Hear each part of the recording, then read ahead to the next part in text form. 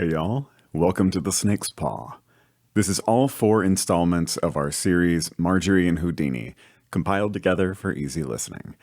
If you enjoyed this series, you can find more information on our website, thesnakespaw.com, and you can support more work like it at ko-fi.com/thesnakespaw. All right, here we go.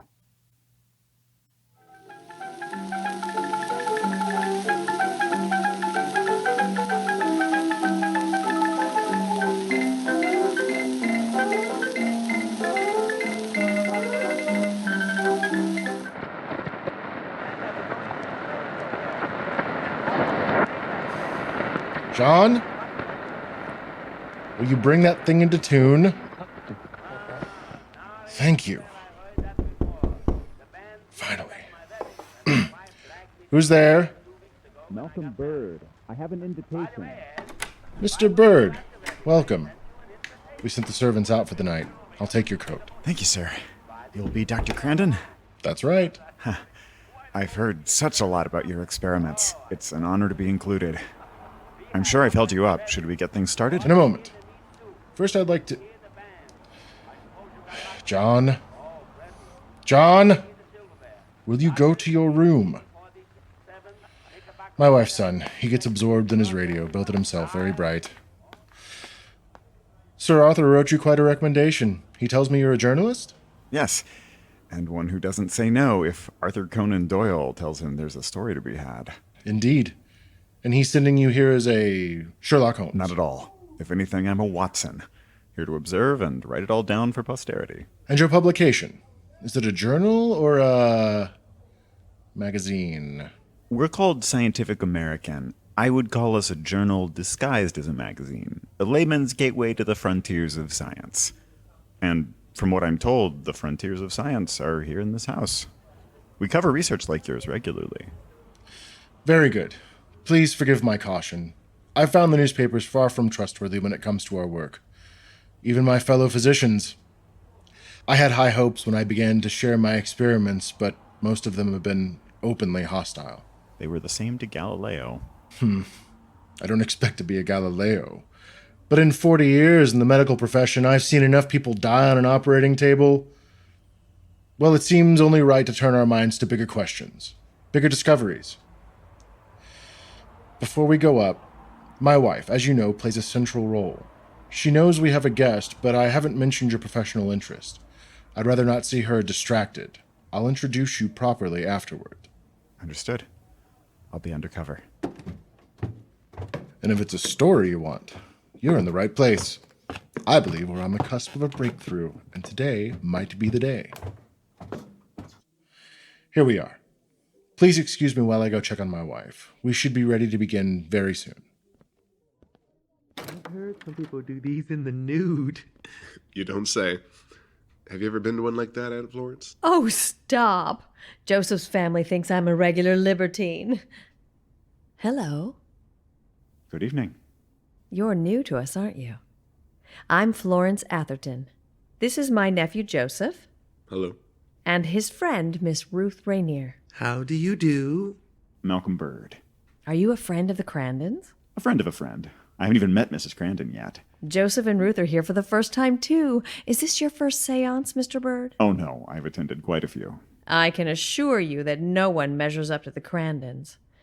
I lost my little daughter Mary to scarlet fever years ago. I went to any number of mediums who put on a baby voice and did the tearful reunion bit, cooing and telling me how much they missed me. And then I came here. As we sat around the table, her spirit entered into it, and there's no other way to put it. We played. It sounds ridiculous, but we played tag like we used to, up and down the hallway. You play tag with a table? I told you. Aunt Florence has some novel ideas. You two can poke fun, but you'll see. I'm sure Mr. Bird would agree that a good séance helps put life in perspective. Take Mina and LeRoy. Would you believe, Mr. Bird, that just a few months ago their marriage seemed to be on the rocks? No. Yes. Before they contacted Walter, it looked like she might go the way of his other 2 wives. But their experiments brought them closer than ever. LeRoy was the one who first took an interest. I mean, he's the scientist, after all. And then Mina gave it a try for his sake, and now she's done such remarkable... Speaking of the devil... Mina! Goodness! How are you? Oh, just felt my ears itching. We were just gossiping with the new visitor. This is my nephew Joseph and his friend Ruth. Hello. And you must be our other guest. I'm Mina Crandon. Very pleased to meet you. Mina, time to begin. And I didn't even have a chance to try the cheese platter. Oh well, let's take our seats. Does it matter where I sit? Wherever you like. It helps if you sit by someone familiar. Here, by me. Since I don't know anyone, may I take the hostess's hand? You're more than welcome. Quiet, everyone. Before we begin, I would like to review our rules. As you may know, these phenomena only occur in darkness, so we'll keep all the lights off except for a small red lamp. The arrangement of the people seems to be important, so please stay seated, even if something catches you off guard. If we're able to make contact, speak one at a time. If we get answers, they will come in code. 1 for no, 2 for don't know, 3 for yes. Anything else, Mina? Welcome, everyone. All I want to say is, be at ease. The process is only a formality. Is everyone ready? Ready. Ready. Yes. Okay. The lights, please. The red lamp, for now. Join hands with your neighbor. Let them rest on the tabletop. You will feel the table move. Don't let it disturb you. And don't break contact with the others. Take deep and even breaths.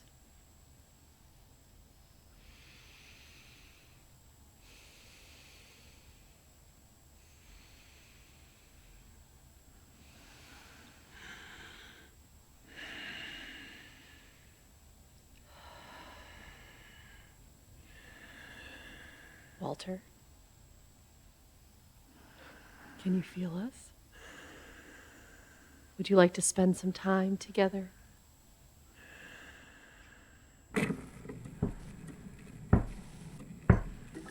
What is that?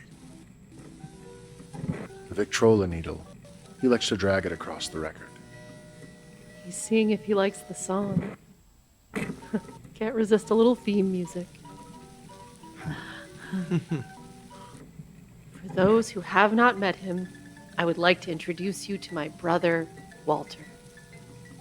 Have you been busy since our last chat? Still loafing around like you did when you were alive?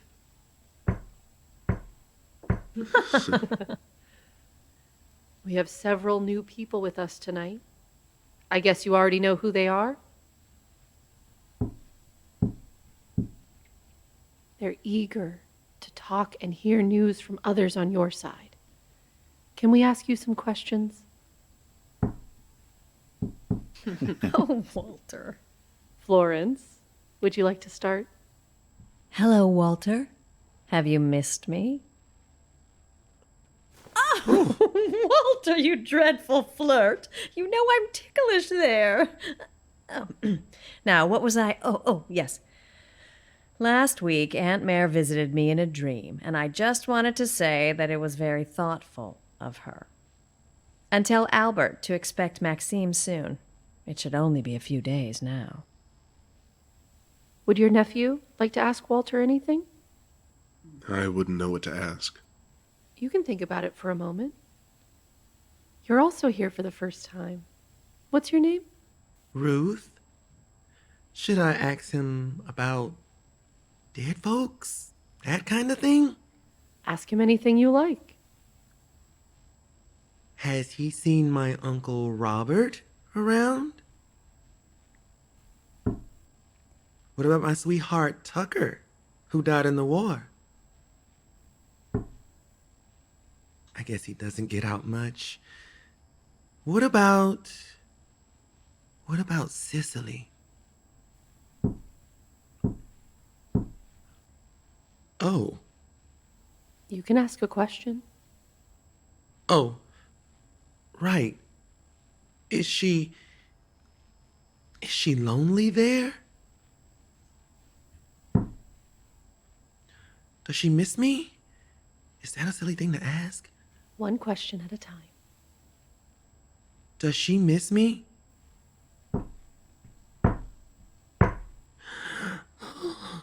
Cicely. Tell her I miss her. I'm sorry. I didn't... No need to apologize. I have so much to ask her. I don't know where to... In due time. First contact is often overwhelming. Sit with it. Open yourself up to her presence. Joseph? Anyone you would like to contact? No. Mr. Bird? Is Walter able to perform physical phenomena, aside from the music and the knocking? Oh, Walter's quite athletic for a spirit. Can you lift the table for us, Walter? Show off those ethereal muscles of yours? Joseph, can you feel that? Do you think he could move my watch through the air? Certainly. A watch is much lighter than a table. Only, I'm not sure I can remove it without breaking the circle. Walter can take care of that. Why? So he can. Anything else you'd like to see? No, that's plenty. Thank you for indulging me. I have a question, if that's all right. Oh, go ahead. What's it like over there? That's the million-dollar question. You'll have to rephrase it so he can answer yes or no. Miss Rainier, that is what we've been trying to ask Walter all along. Unfortunately, our current system has its limitations. It would be nice to chat with Walter man to man, wouldn't it, Mina? He could tell us so much. We all know you're capable. I'm not sure that tonight, with so many strangers here... How can we really learn anything with Walter tapping away like some miner trapped underground? This is what we've been working toward for months. Why hold back now? Walter, don't you want to speak freely? I don't know if I'm ready, dear. Little sister will do as big brother says. Mina, my hand. Like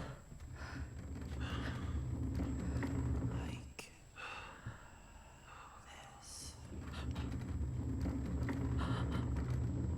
It's been so long. Turn off the light. Complete darkness.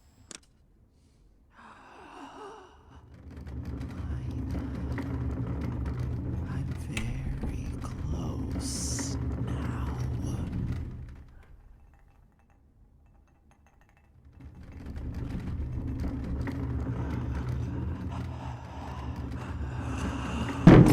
God damn. That feels good. I've wanted to say goddamn for years. Screw off. You wanted Walter? Here he is. We should celebrate. How about a song? Should old acquaintance be forgot and never brought to mind? You stiffs make me look hale and hearty. Where's your spirit? Should old acquaintance be forgot and days of old lang syne? That's better. All together for the chorus now. For old lang syne, my dear, for old lang syne, we'll drink a cup of kindness yet for old lang syne. God damn. Like a breath of fresh air. Oh, Walter, we can really hear you. That's because I'm talking, Florence. That's how talking works. Walter, tell Cicely I'm sorry. If I'd have known about all this sooner. Walter, Can you bring Mary back to play again? Quiet. Keep our research in mind. Sorry, LeRoy.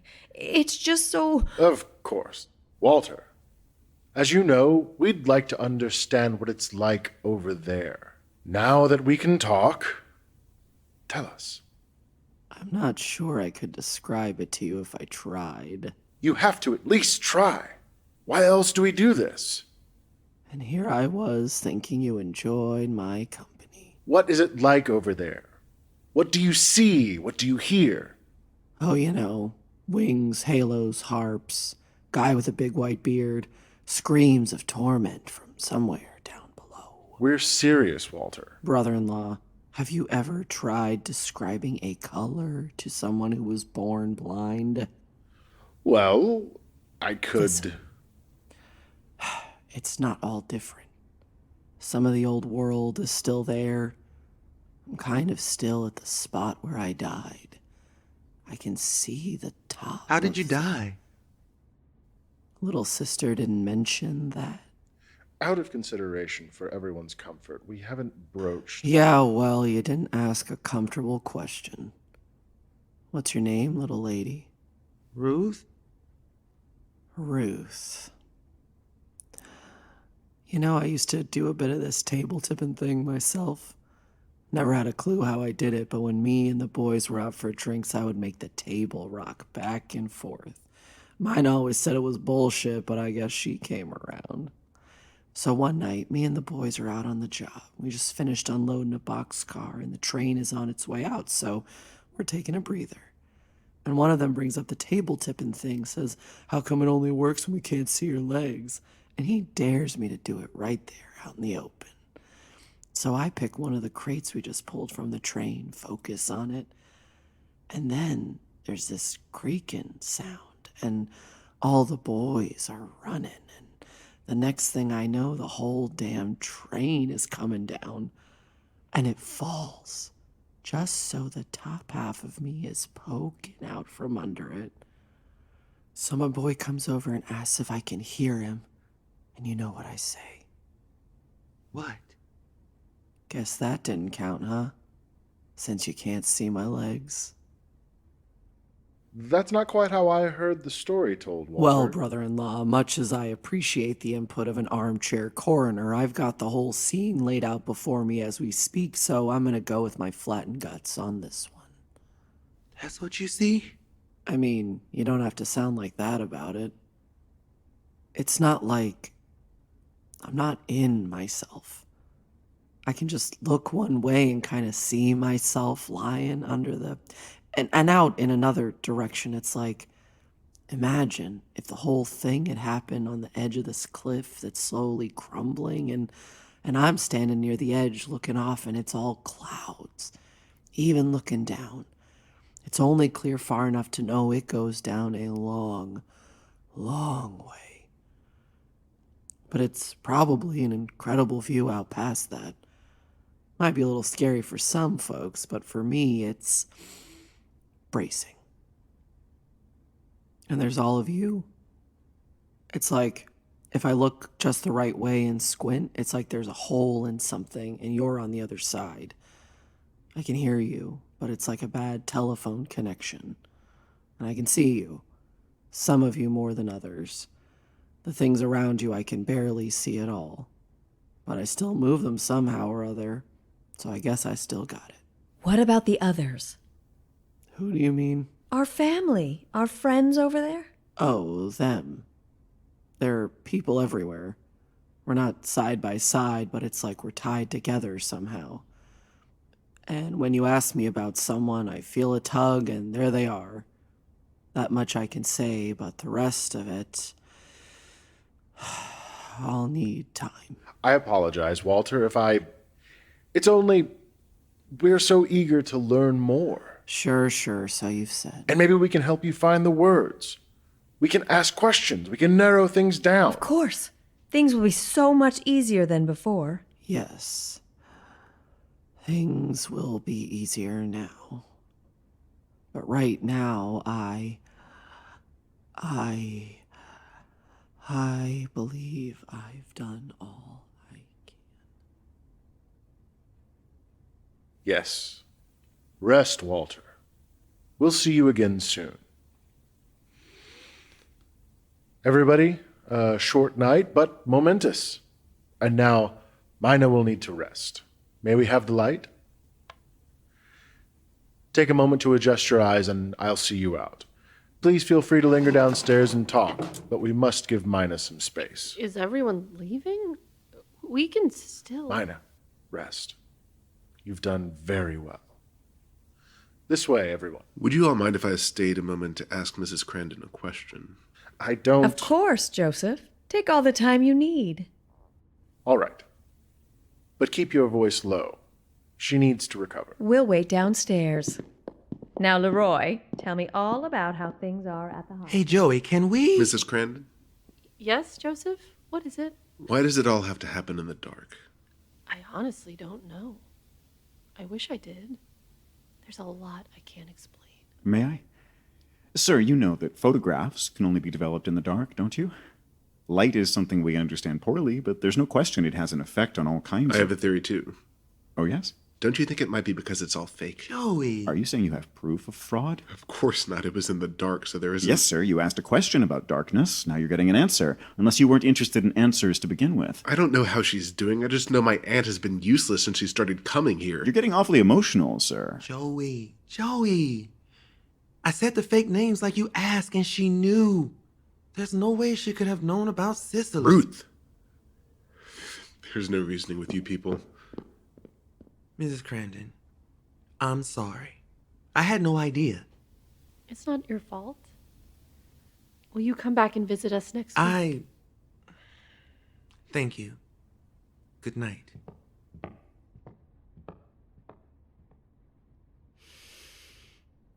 And then there were two. Maybe now we can finish introducing ourselves. I'm Mina Crandon. Malcolm Bird. Malcolm Bird. Not a typical name for a knight that slays the dragon. Can I call you Lancelot? How about tonight, Mr. Bird? Quite a leap forward, eh? You mentioned you were anticipating a breakthrough. You were referring to verbal communication? Of course. Until now, I've been able to get nothing out of him but raps on the table. I made do by suggesting the code, but now this! All in one night. Of course. I must say, though, spirit voices, as popular as they may be, are a shade outside the purview of my work. I focus on physical phenomena, psychokinesis. Be that as it may, surely what you've seen tonight is something remarkable. Absolutely, very compelling. But spirit voices are quite common. More common than not. I don't mean to say anything about them except that they're the easiest phenomenon to fake and the hardest one to prove. You mean you actually prefer all that knocking on tables? And the levitation of tables, which I think I witnessed twice tonight? I could only say once, for sure. But surely, if we're so lucky as to speak to the dead, those matters are a bit trivial. Oh, sir, I share your eagerness to get to the bottom of it all. But the words of the spirits, if they are spirits, are like any other words. They're only as good as the people speaking them. And we have no way to know for sure if what they say is true, or even if they are who they claim to be. What are you giggling about, Mina? It's just that Walter was an awful prankster, and he would get a laugh out of convincing us the afterlife was, I don't know, the inside of a giant peanut butter sandwich or something. There you have it. No more reason to trust the dead than the living. The thing about the physical phenomena is that we can measure them. If what we measure matches up with what the spirits say, all the better. But if not, we have to let go of what they tell us, however alluring it may be. I suppose then that you find our situation here completely uninteresting. Not at all. Full levitation of a table is nothing to laugh at. Partial levitation, maybe. And that business with my watch, it all forms an excellent basis for starting our investigation. Our investigation? Yes. Mr. Bird here is a psychical investigator who will be... Yes, dear. I gathered as much on the basis of my not being stupid, but... Someone has to know what we're discovering here apart from the Florences of the world. The decision is made. LeRoy Crandon? I'm on my way. Is everything all right? Normal as can be. Just another emergency surgery. Mr. Bird, this is what our work is for. In 20 minutes, I'll be trying to save someone's life, and if I can't, I'll have to face their family. Do you know what we tell them? We tell them dying is like falling asleep, because we don't know any better. but Walter can tell us. And if he's a liar, it just means a little more work to get the truth out of him. And we may learn that things are better there. If I can tell the families of my patients that their departed loved ones are to be envied and not grieved, that will be worth the effort. So, you are welcome to observe our work and conduct your tests. But I'll be continuing my work too. Mina, see that Mr. Bird is comfortable. In that case, Mr. Bird, let me invite you to stay with us. Mina! He already has a hotel. If he's investigating us, he's investigating our house. He'll need to see who comes and goes, get to know the place, search it up and down. What about it, Mr. Bird? Are you willing to be our captive? Mina, I have to go. Yes, don't be late, dear. I'll take care of everything.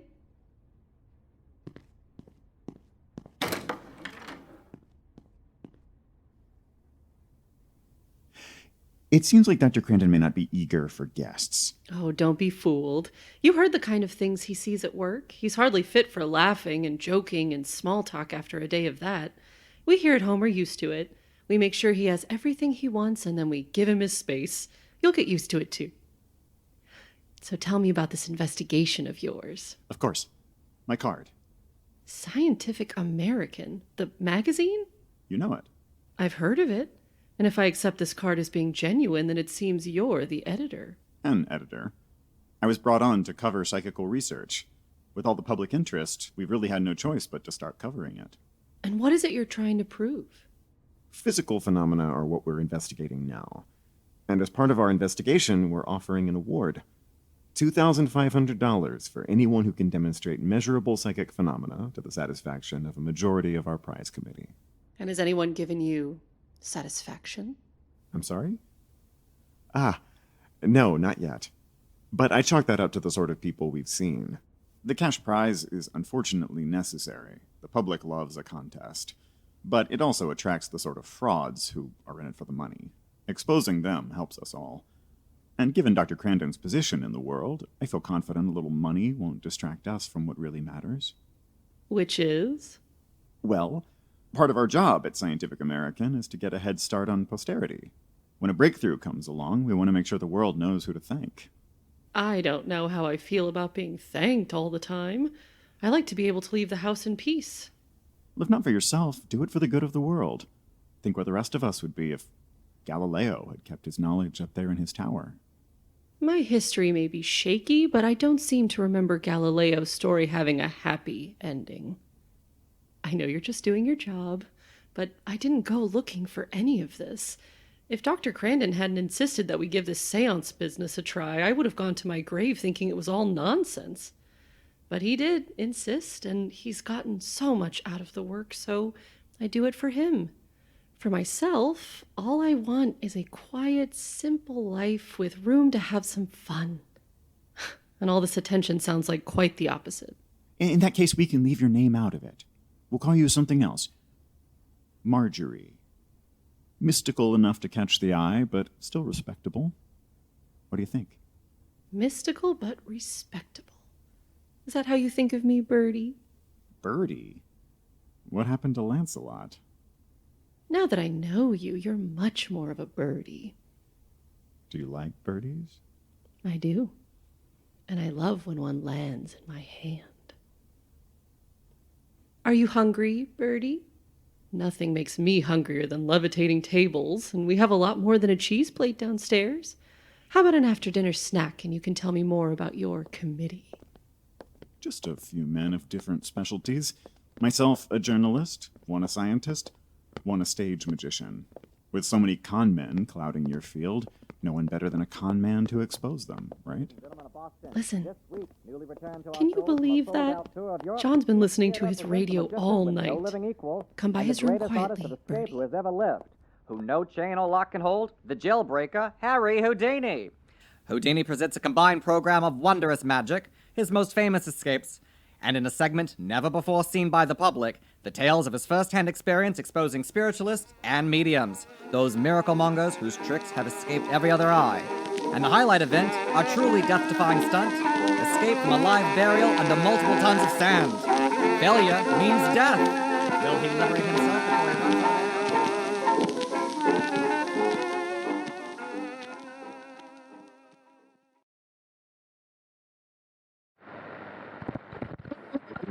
This week, newly returned to our shores from a sold-out tour of Europe, Keith's Theatre presents a magician with no living equal and the greatest artist of escape who has ever lived, who no chain or lock can hold, the jailbreaker, Harry Houdini. Houdini presents a combined program of wondrous magic, his most famous escapes, and in a segment never before seen by the public, the tales of his first-hand experience exposing spiritualists and mediums, those miracle mongers whose tricks have escaped every other eye. And the highlight event, a truly death-defying stunt, escape from a live burial under multiple tons of sand. Failure means death. Will he liberate himself before he runs out of air?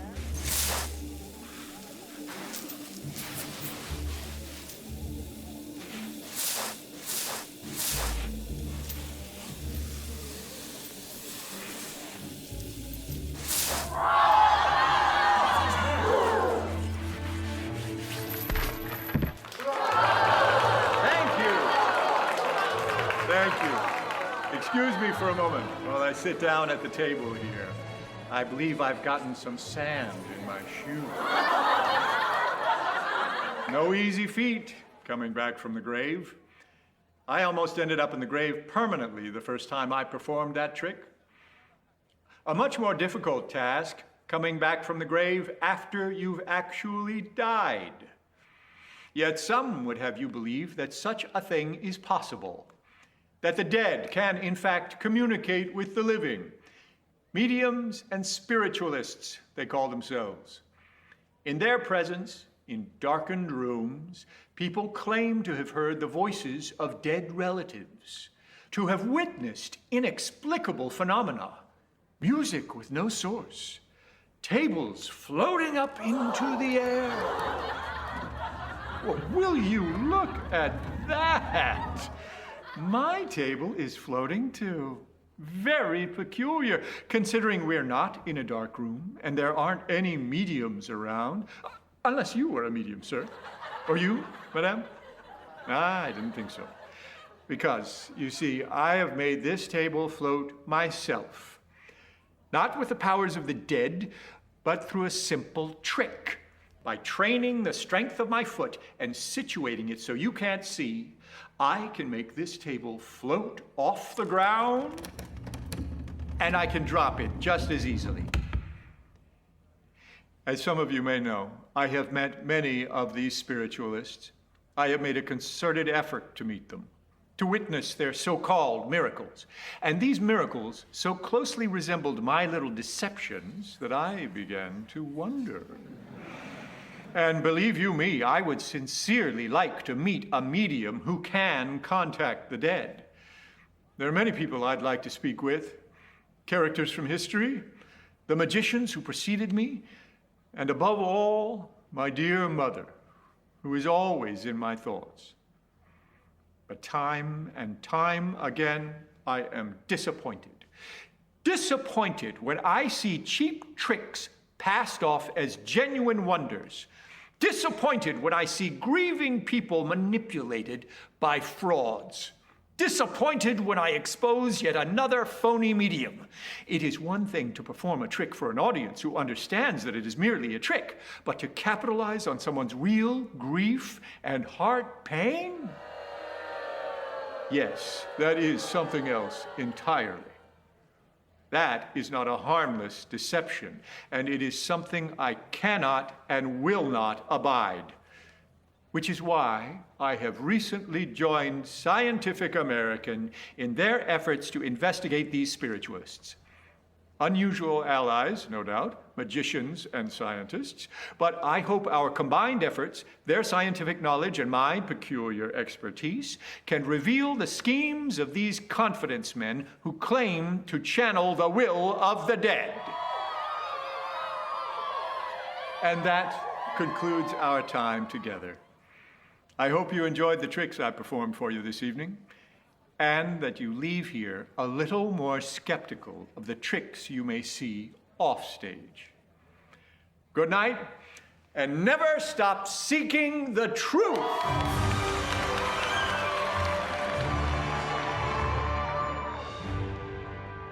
Collins, any news?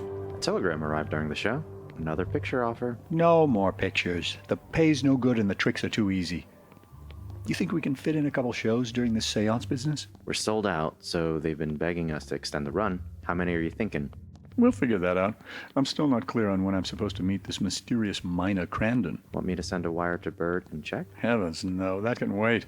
I'm in no rush to chat with Bird. Oh, and I forgot to mention. The great Harry Houdini. Sir Arthur Conan Doyle. I had no idea you were in Boston. Collins, would you go and fetch a bottle of liqueur to share? Right away. Did you attend the show? I must say, the whole thing beats me completely. Again and again you say they're just tricks, but I'm convinced there must be more to it. Nothing but endurance, dexterity, and a little ingenuity. Perhaps if you showed an old friend how it was done. Now, you can't very well ask me to do that. Your secrecy is highly suspect, old fellow. I did demonstrate the table trick, at least. Any fool can float a table. I've seen you do things that defy explanation. I'm afraid you are alone in that, my friend, now that the theater has emptied out. Any one of the stagehands back here could explain anything you saw tonight, but they're well paid and they want to stay that way. Anyway, what do you think about the new portion of my act? Well, yes, it's a noble thing you do, sorting the bed eggs from the lot. Those types discredit the true spiritualists, but you cast a harsh light on the whole affair. You hardly give a sincere spiritualist a chance. I do mention that I'd like to meet the genuine article. But you take it as a foregone conclusion that you never will. If you go in with an attitude like that, it's going to occlude some of the more delicate phenomena. I understand why you're doing it, though. It's a sensible precaution. In what way? Job security. You're, what now? 50 years old? In superlative condition for your age. But you can't escape from water tanks forever. No harm in setting yourself up for a cozy spot on the lecture circuit. I do feel my age from time to time, but that is hardly... Pardon me? Houdini? May I help you? Oh, my goodness. It really is you! Ma'am. Sorry, Harry. I don't know how she snuck past me. Magic! I learned from the greatest magician ever. I practice with handcuffs every day, and I get my little brother to lock me in the chest sometimes. Haven't quite cracked that one yet. I passed out once. Will you sign my straitjacket? I do have some remarkable fans. Do you have anything to write with? I didn't think of that. Ooh! I've got my penknife. You could prick your finger and sign it with your blood. I'll get a fountain pen. I've read about your buried alive act for ages, and I finally got to see it. Whew. When I read how you almost died that first time, so thrilling. But by now you make it look easy. Young lady, do you think perhaps that Houdini employs some mystical arts to accomplish his astounding feats? I do wonder sometimes, since there's so many things I've tried that... Arthur Conan Doyle? Where are you? How are you? I just finished reading The Vital Message. I'd love to see a seance someday. Mother won't allow it, but I did see my Aunt Geraldine and her bloomers once. That is, my Aunt Geraldine is dead. Her ghost was only wearing bloomers. I guess if a medium contacted her, she might get all the way dressed, though. So, you believe in spiritualism? Oh, absolutely. Without a doubt. But you've never attended a seance? Nope. Have you met a medium? Not that I know of.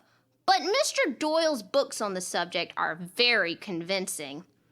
Although, all that stuff about the fairies, were you pulling our leg, Mr. Doyle? Not at all. I believe that the photographs are real. I've spoken to the girls myself. Oh, Mr. Doyle. Here. Sorry it took so long. Whew. Will you sign my straitjacket too, Mr. Doyle? I'd have brought one of my Holmes books along, only I didn't expect to see you. Look, you can sign one sleeve, and Houdini can sign the other. My pleasure. There you go. Now you'll have to come along with me. I'll never escape from this straitjacket again. She could put on an act where she talks non-stop for her 2 hours and gives the entire audience dyspepsia. We may have found something we agree on.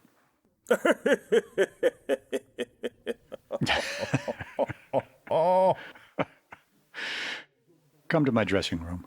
I have to change, and we can pour a glass to settle your stomach. Much appreciated. By the by, I'm pleased to hear that things worked out with Bird and Scientific American. Have you met Mrs. Crandon yet? I beg your pardon, Margery. We're calling her Margery for the sake of their privacy. Not yet. Bird is supposed to arrange things soon. I'm very curious to see what you make of her. There's so much fraud among American mediums. Maybe that's why you have such an unsavory opinion of spiritualists. Even when they are genuine, they're used for stock exchange speculation and the like. Margery's a different breed. I suspect she'll change your tune. Matter of fact, have you any plans tonight? Theodore and I are having dinner later. Today was our mother's birthday. Would you like to join us? Perhaps. I was thinking, have you heard of Madame Concordia? Afraid not. A very prominent medium. Sadly not a serious candidate for the competition. Dr. Prince, the psychologist on the committee, has already seen her and shown some prejudice.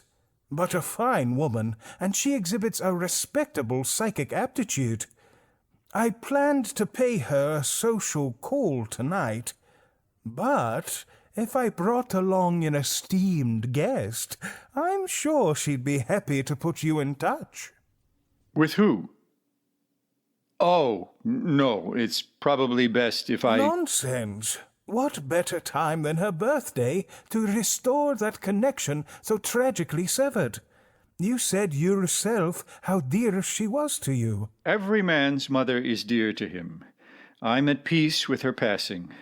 That stuff on stage, it's really just a matter of... Well, you know all about selling a story. Don't tell me you have no desire to contact her. It's not that I wouldn't like to. Then come along. If nothing else, you can participate in a séance with a medium I personally approve of. Are there any you don't... I really can't disappoint Theodore tonight, but if it means that much to you, we've got no show on Tuesday. Brilliant! I'll tell her to expect us Tuesday. All the better. These things often take time. Yes, I suspect intelligence gathering always does. You've made an excellent choice, my friend. You'll see. It's changed my life, Harry. It has brought me such peace of mind, such fullness of heart. It certainly has. I'll see you soon, my friend.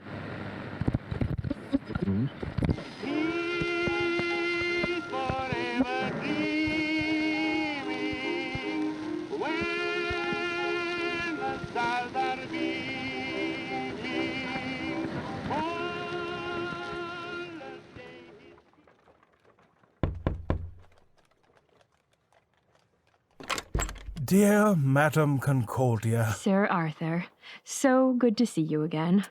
And this is? Houdini, madam. Harry? Forgive me. I feel we may be in for a lucky evening. I'm honored you've agreed to come. The pleasure is mine.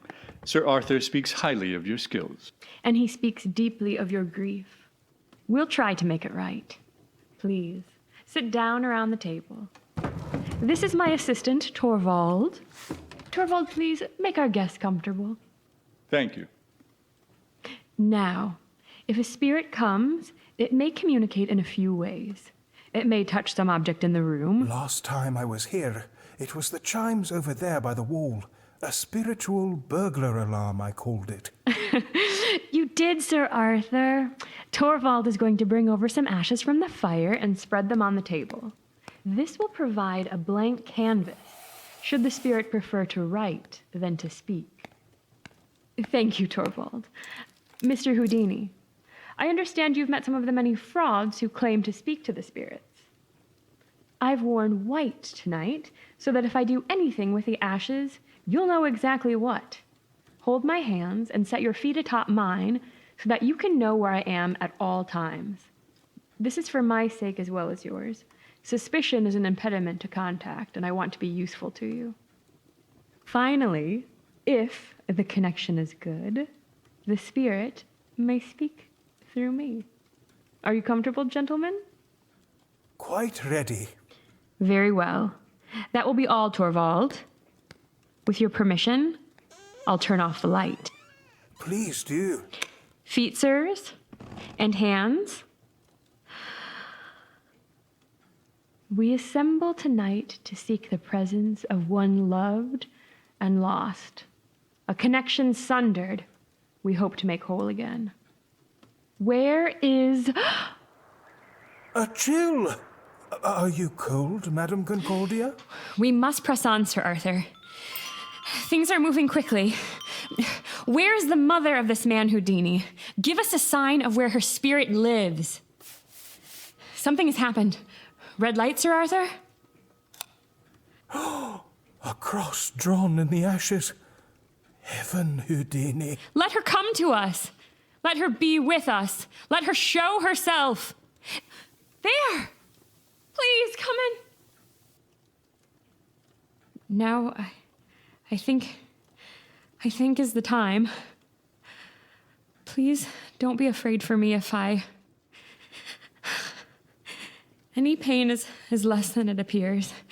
I feel it coming across such a long way, but coming so fast.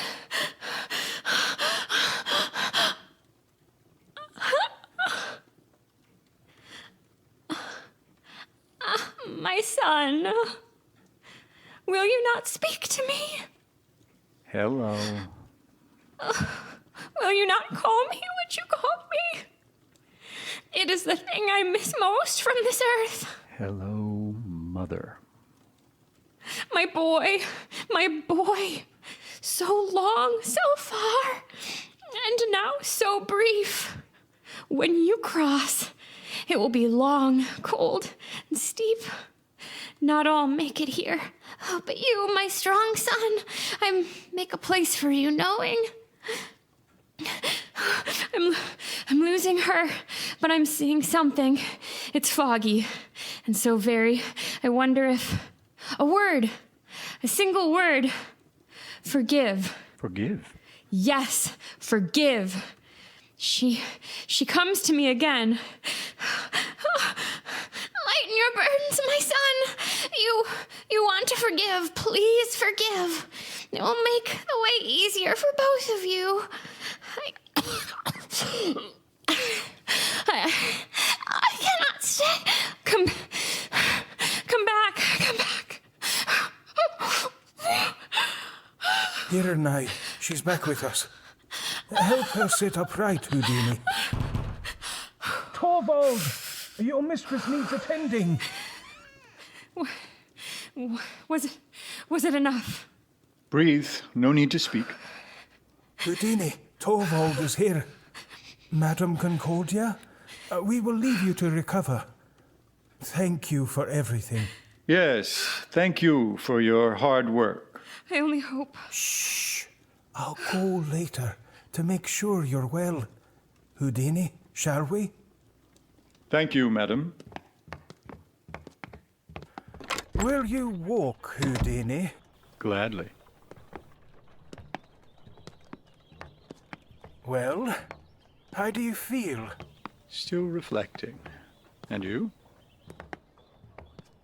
You know, for me, the thing that made the difference was a reunion with my son.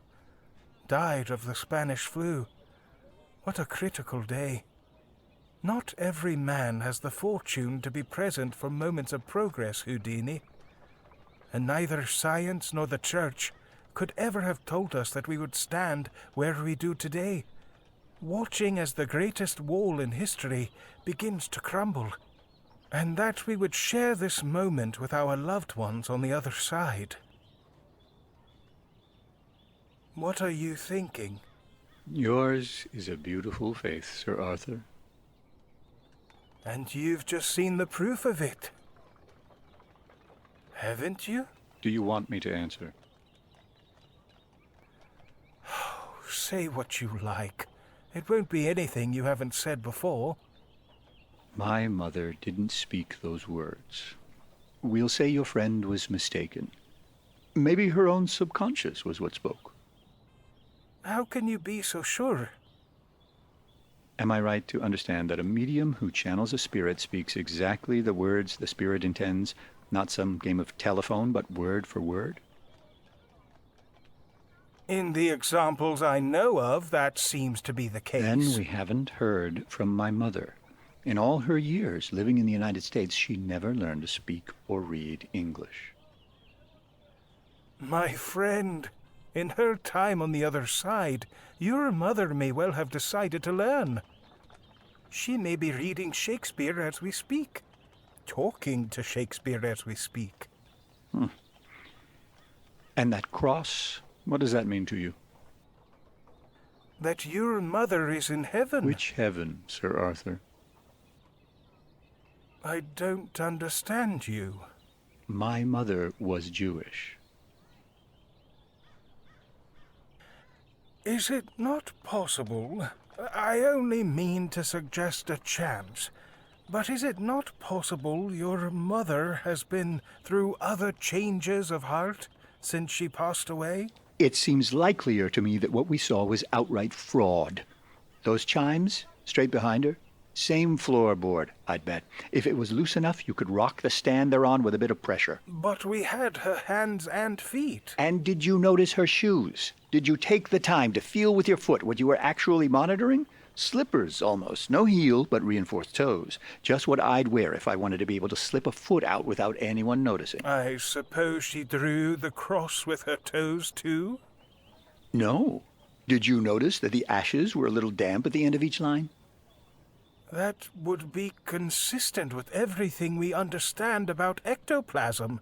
It extends from the medium as a flexible, somewhat damp appendage. I agree completely, Sir Arthur. A flexible, damp appendage issued forth from her, drew a cross in the ashes, and withdrew. Well, then, it seems we... Her tongue, my dear Watson.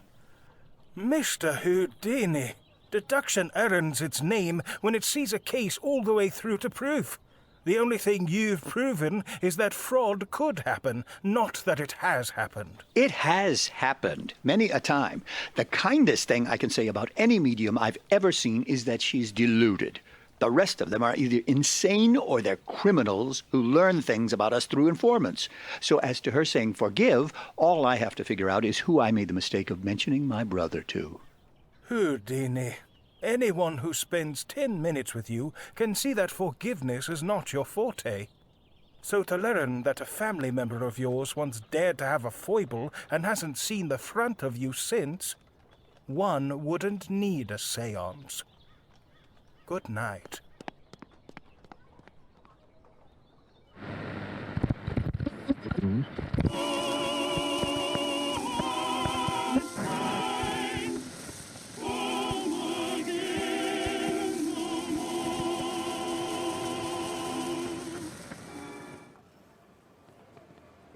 All right. Last order of business before I let you be. Mr. Bird wants to schedule the first test seance for this Saturday so as to... Absolutely not. We can't reschedule performances when tickets have already been sold. He'll have to settle for another date. I'll let him know. Do you have one in mind? Anytime, as long as it doesn't interfere with the tour. Thank you for handling this. I ought to pay you extra for dealing with Malcolm Bird. I have no objections to that. Anything else before I head to the telegraph office? No, that should do. See you tonight.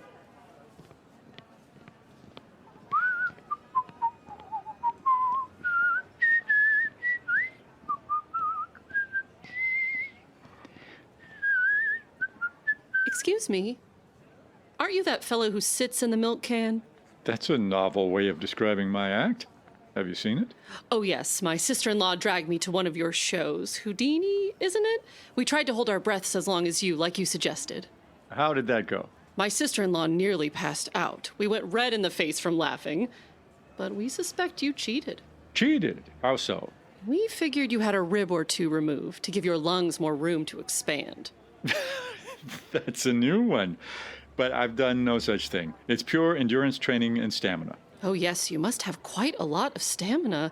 I made my husband hold his breath when he got home. He couldn't even go a full minute. Well, not everyone is in the profession of escaping from milk cans. He can hardly escape from his girdle every night. You're awfully good at breaking out of things, I have to ask.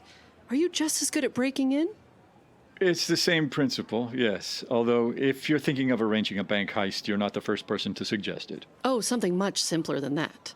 My husband doesn't even keep the windows locked. You wouldn't have any trouble getting in, and I'm sure you can scale the wall with those strong arms of yours. No doubt. But while your husband may not be much at holding his breath, I'm sure he's perfectly capable of loading and firing a pistol, so I must politely decline.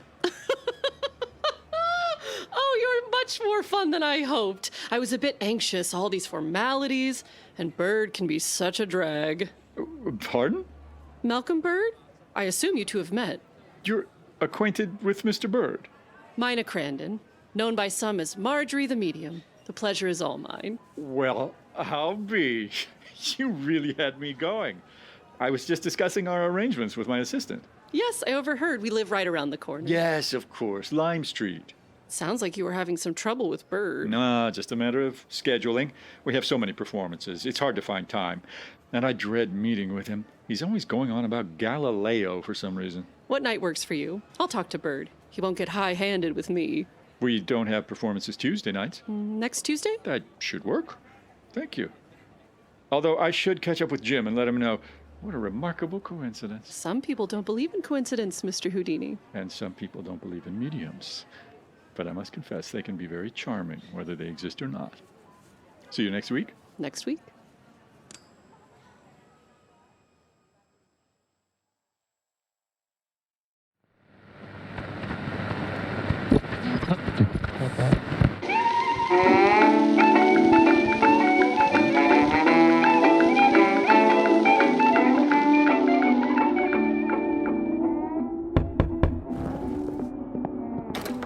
Mr. Houdini, welcome to 10 Lime Street. The others are waiting upstairs. Thank you.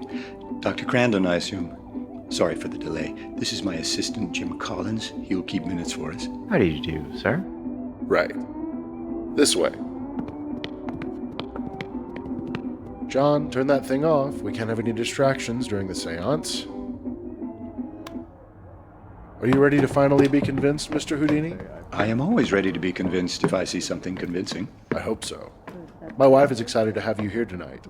It's not every day we have a celebrity at one of our communions. In here. Are you sure you inspected the whole house? Even my bedroom, Birdie? Every nook and cranny? I can assure you, my dear, we were exhaustive in our... Houdini, finally. What kept you? It'd be so much simpler if you just took a room here. Wouldn't it? But I'm afraid my impartiality isn't as developed as yours. Accepting their generosity might sway my opinion. Perhaps we ought to be formally introduced. We will be working together, after all. Yes, sorry. May I introduce Dr. Prince, the committee's parapsychologist. A pleasure to finally meet you in person. I always look forward to your letters. Likewise, and I've been wanting to speak to you since seeing your show last week. Oh, yes. Did you enjoy yourself? It nearly gave me a coronary. I was certain you would die. Well, I'm happy to have you on this side of our séance, Mr. Houdini. Heart palpitations aside, your tricks absolutely confounded me. Makes me worry about tonight. How so? You tell people outright that you don't have access to the spirit world, yet part of me still wants to believe it. I come to doubt the power of my judgment. It's good to hear you keep an open mind, Prince. Not everyone is so receptive to possibility. Although you did take a very staunch position against the other mediums that Scientific American has investigated. I hope you bring that rigor to bear tonight as well. Gentlemen, I was offering a compliment. No need to pick it over like vultures. My apologies. This is a subject we're all passionate about in one way or another. Anyway, it's not much of a psychologist who doesn't doubt his own judgment. Some might even say using the mind to study the mind is a fool's errand, eh? On that note, we fools have a particular errand today. Shall we give it a shot? Take your seats. I'm so excited to have 2 new sitters tonight. You have to promise me you'll be very impressed, Houdini, even if you do expose me. I think I can promise that, at least. If you don't mind, I'd like to inspect the table and chairs before we begin. By all means. While you're checking that, I'll go over our protocols one last time. We will state our observations aloud throughout the séance. This will include any phenomena we notice, any direct contact we feel, and so on. We are, of course, most interested in physical phenomena and whether they are authentically cryptesthetic. When reporting observations, be sure to speak loudly and clearly. Jim Collins, Houdini's assistant, will be transcribing everything he hears. Since the room will be darkened, he'll sit just outside in the hallway. We can all corroborate his transcript once the séance has concluded. That will serve as the definitive record of this experiment. We hope this séance will serve as the basis of the committee's ruling. Aside from our scientific observations, we'll do our best to adhere to a traditional Crandon household séance. That might be hard to do. As you know, our seances are typically very intimate and casual. I'm afraid all these formalities may throw off our usual rapport. Unfortunate, but it can't be avoided. If we intend to record and measure these phenomena, our methods must be scientifically rigorous. I only wish Houdini and Prince here got to experience one of our usual seances first, as you did, Malcolm. Should I make psychoanalytic observations during the performance? It's not a performance. It is, in a sense. Walter is quite the showman. If it strikes you as deserving immediate attention, certainly. Otherwise, I believe we can save speculation for later. Do you have anything to add, Dr. Crandon, Mrs. Crandon? It's hard to know how Walter will react. We've never done anything like this before, and he has his moods. Please bear with him. Houdini, are you ready? Give me just a moment.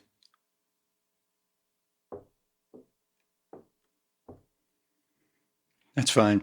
Sorry for the delay. Find any trapdoors or hidden compartments? I didn't expect to.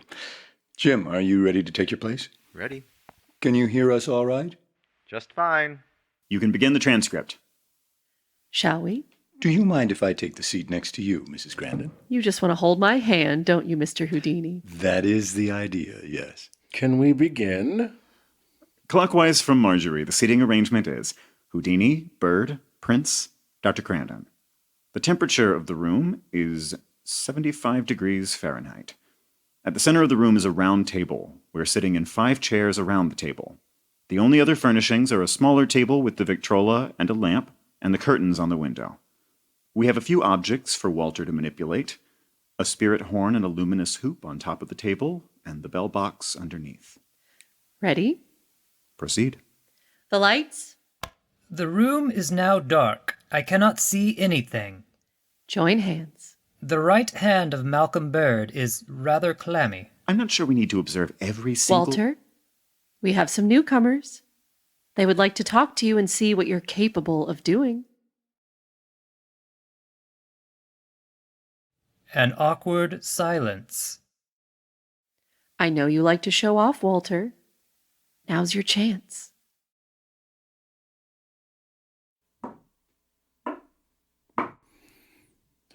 There's our fellow. They're very eager to see you move things, Walter. Like you've done the last few times we met up. They don't think I'm up to snuff. Collins, this is the voice of Walter. I wouldn't say that, but seeing is believing. But you can't see anything. A sudden coolness about the ankles. I feel that too. Likewise. Don't mind how they talk, Walter. They're running an experiment. An experiment, eh? I might run my own experiment. What happens when I do this? A tremendous force just shook the room. The table did not move, but I could feel it rattle. Seems to have resonated through the floor. Could potentially be someone striking the ceiling from the room below, or a blow to the floor by Margery's right foot. Who's this dolt? His name is Houdini. He's... Houdini, the handcuff king. I'll be. Never got to see him while I was alive. What's he prattling on about? They have their doubts about the authenticity of the proceedings, Walter. Oh, I see. Oh, they don't think I exist. We have a few objects on the table here, Walter. We thought you could use them to demonstrate your abilities. The great Houdini is in the room, and you want to see little old Walter do some tricks? I'm honored, but I reckon you're asking the wrong guy. In fact, Houdini may pull some tricks tonight. I'm all about fair play. That's why I'm here. What trick would you like me to do? Ring the bell for us, Walter.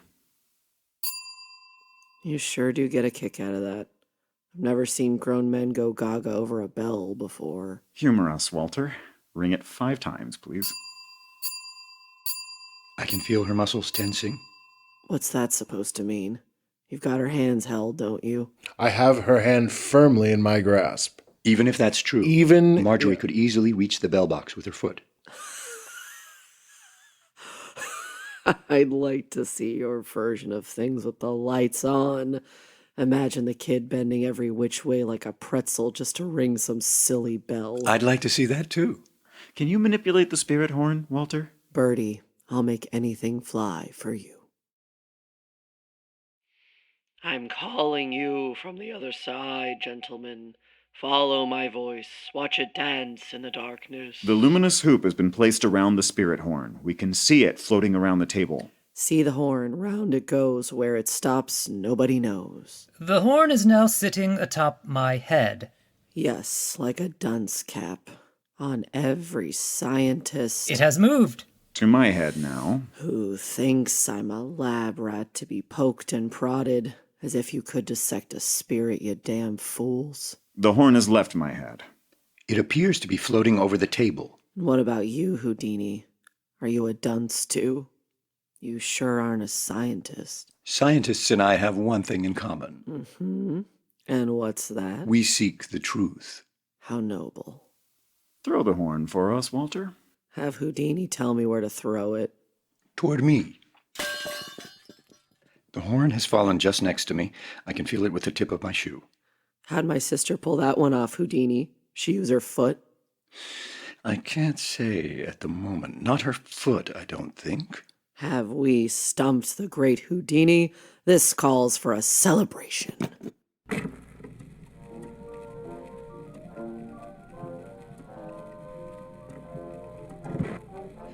I must say, Walter, your taste in music is very low indeed. Hear that?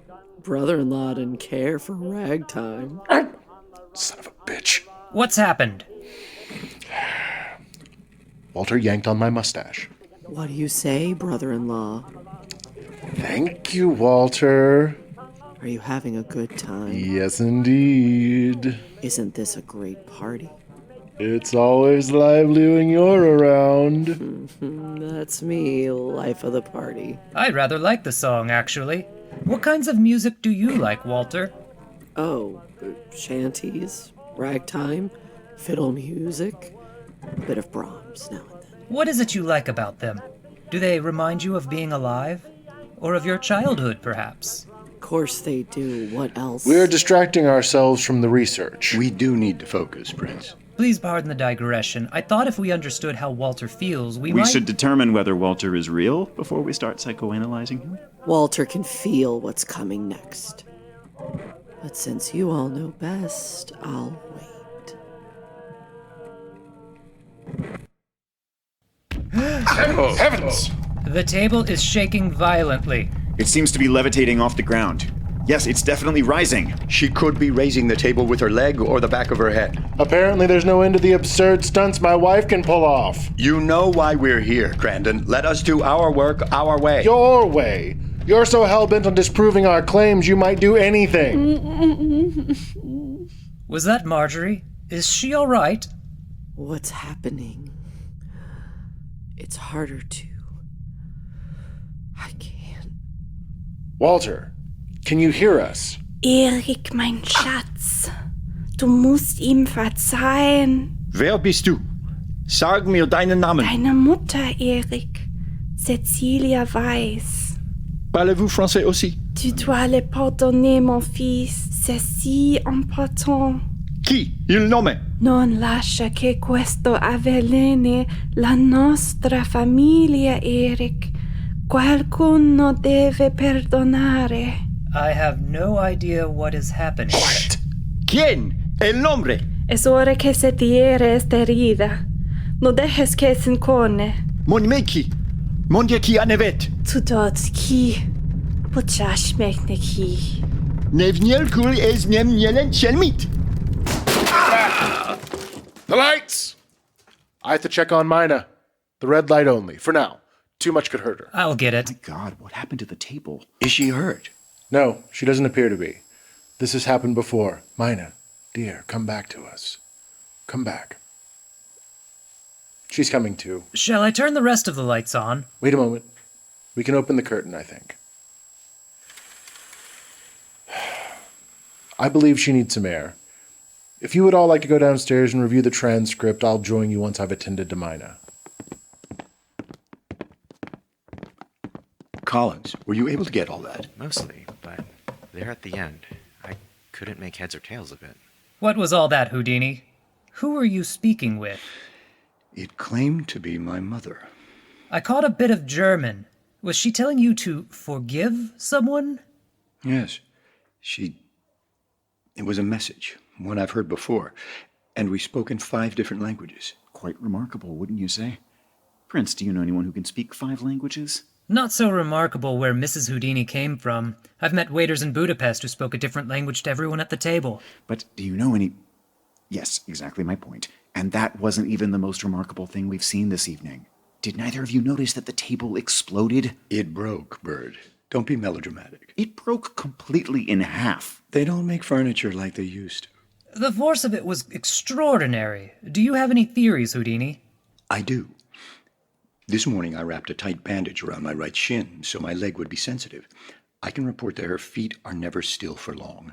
They can account for some loud noises, the bell ringing and the table lifting, possibly even breaking. You think she broke a table by, what, smacking it with her knee? It does seem far-fetched. That's the least of the force she could muster if she was able to free a leg or an arm, or if she worked together with someone else. It's true that every person present is another variable. Houdini, let's indulge your fantasy for a moment. Say her husband did release one of her hands, or even used one of his own. How do you account for the movements of the spirit horn? It flew across the room to the spot you requested. With her hand free for a moment, she could have placed it on top of her head and then thrown it with a snap of the neck. All right, very good. And it floating around the table and settling on our heads, lightly and gently? Was that done with her feet or her neck? Or was there a whole army of Confederates who rose from the floor when the light went out? It was quite a lot happening at once, and over so much space. Will you all allow a theory of my own? Please. The events we just witnessed closely resemble the shape of the mind. Walter is the id, Mrs. Crandon is the ego, and we ourselves are the superego, eager to turn on the light and exercise control. Crandon, is she all right? Yes, she's fine. She's enjoying a nice rest. We're happy she isn't injured. Not at all. She's quite upbeat. It seems we gave you gentlemen what you were asking for, eh? And the thing none of you had the sense to ask for. That spirit, what did she say to you? I couldn't say. I didn't understand all of it, and the things I did understand were quite vague. You're lying. You're a dirty, lying little... You deny me the fruits of my research just to win your contest and have another spotlight on you. At least Scientific American had the sense to send some scientists on the committee. Houdini has presented some very plausible explanations for what we saw. Houdini has been dead set on denouncing us since before he set foot into our house. Unfortunately, his reputation has preceded him. Houdini, you'll be happy to know that just yesterday we spoke to Sir Arthur, and he assured us that... Wait, you spoke to Sir Arthur? Yes. And he said that if you vote against... You spoke to Sir Arthur? Yes, damn it. And he's willing to remove you from... doesn't that just explain every... Houdini, let the man finish his threat. If you vote to accuse us of fraud, and if you do so alone in defiance of the other members, then Sir Arthur will have you removed from the committee, citing lack of faith in your judgment. There. I don't intend to vote alone. Your wife's multilingual performance tonight was admirable, but your conversation with Sir Arthur explains it completely. Just a few days ago, he took me to another medium who delivered a message along the same lines. He must have thought it affected me and passed word along to you and your wife to help create... He told me no such thing. This is pure speculation, Houdini. You can't expect us to regard these accusations as proof. Isn't that right, Prince? And you can't expect events in a dark room with knowledge of one hand and one foot to stand as proof either. Isn't that right, Prince? You know, when I think of the wonders of the human mind, I often feel as though I am in a dark room, reaching to grasp anything at all, to have hold of a hand, much less a foot. Are you all waiting for me to vote? If it would be convenient. If you feel confident. Thank you. I do feel confident in my answer.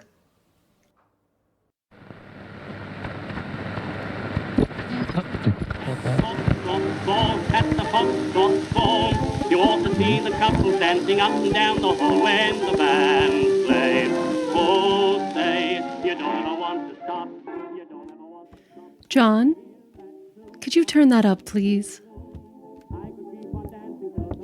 LeRoy, did they... Don't look that way. We gave it our best. But we're finished. From now on, it'll just be us and the gang. It won't be. What happened? They want another one. Tomorrow. And they want to add restraints. What did you tell them? I told them we would do it. We had them today. The restraints will only assure that tomorrow they'll know they're had. With any luck, that fraud will be ashamed enough to go back to where he came from. LeRoy, I can't. What do you mean? I mean that today was exhausting, and another day like it with restraints added in, whatever that even means. I'm not at all confident that I'll be able to produce results. With a good night's rest, you'll feel differently. Tell them to hold it another day and give us details about these restraints. For God's sakes, woman, there are more important things in the world than your comfort. No. I've been patient. I've endured that vaudeville trash in my house. I've humored Bird and his games, and I've waited through months of your hemming and hawing before we could speak to Walter. I will not lose more time now because you're nervous. Tomorrow, I will have those men out of my house, or I will have you out of it. There are other mediums in the world.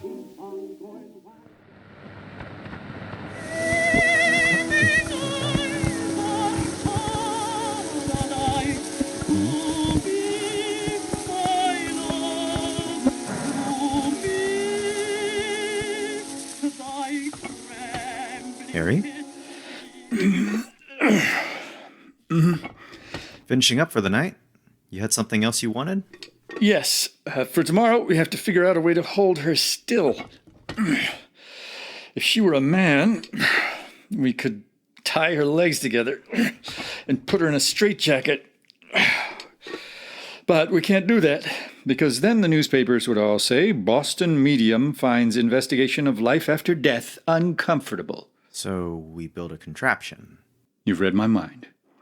I'm picturing something like a roll-top desk, hollow inside, with a lid that can close over her. With holes for her head and her hands, yes. And enclosed on all sides. We don't want her tilting it and getting her feet out. Can you make a sketch and send it to the committee tomorrow morning to get their approval? Right away. Excellent. Anything else? Well, yes. I was going through my notes, transcribing them into longhand, and I have a place where it just reads, Spirit speaks in German. But I still don't have the details of what it was she said. I couldn't tell you everything she said. She spoke all 5 of the languages my mother knew, and 3 of them I only know a few words of. Professor Prince mentioned that she said to forgive somebody. Was that correct? It was. Does that mean anything to you? Surely that doesn't belong in the record. No, it's just that I would very much like to understand it. If my mother were standing here and said, forgive, it would only mean one thing to me. You know my family, Jim. If memory serves, you've met my older brother Nathan, but not my younger brother Leo. That's right. Nathan made a poor marriage. His wife divorced him, left him broken. And 10 days later, she married again. To Leo. My God. Before that, our family held together through everything. We weathered the journey from Budapest to Wisconsin to New York, and we lasted because of my mother. When I started to make good money, my greatest pleasure was making sure she lived in the conditions she deserved. And after she died, you saw. You never worked harder. To honor her. The same reason I've cared for all my brothers and my sister, despite our differences. And Leo, the one who she carried inside her all the way from Budapest to Wisconsin, I bear him no ill will. There's a gift for him in my will if he divorces the woman. But our mother is the one he wronged, and the only way I could ever forgive him is if she told me to. So when that old bat that Sir Arthur took me to said, forgive, I flinched. even though I can see it was a lucky guess, and he saw my reaction and passed word to the Crandons. Mrs. Crandon made quite a show of it. Milked it for all it was worth. Do you know anything about Leo? Has he ever tried to reach you? Last I heard, he was lamenting the embarrassment of having a magician in the family. You don't mind my being a magician, do you, Jim? It's the least of your faults, Harry. So you'll add all that to the transcript? As a footnote, maybe? I think I'll write communication in various languages. Incomprehensible. Good man. He's a strong one, Jim. But we've yet to face one of these people who wasn't either deluded or insane or shameless enough that they could lie with their whole being. Maybe we'll find out which one Mrs. Crandon is. And never mind sending off those plans in the morning. The committee will accept it when they see it. First thing tomorrow, we build.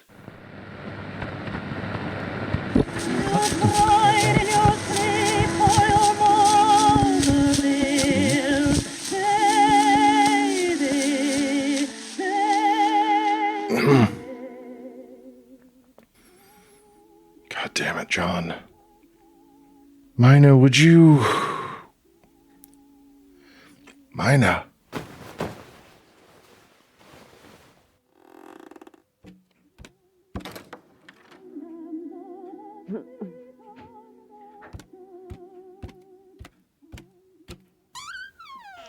Mina?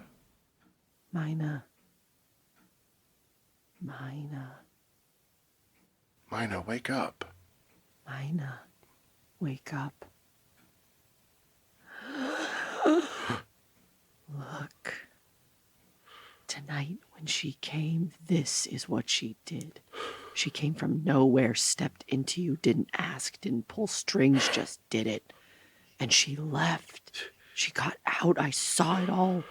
And he helped her do it. This is what we could do if you... I didn't call for you. What? You don't have to now. Now we can do things we never thought. Mina, come out of it. Don't touch. LeRoy, what is this? Mina. I know what we can do now, but only if you let me. Is this Walter? Walter? I am not the danger. You let it in tonight when you open the door to give me back. You're hurting that man. I tried to hurt him, but I couldn't. He and she together pushed me out. They fooled you all, but I saw. They are everything we wish. I can't. He is everything you could. LeRoy, I can't breathe. Here, sit up. You could let me out of here and into. I'm still stuck under. It still hurts. And I've answered every, moved every, waited.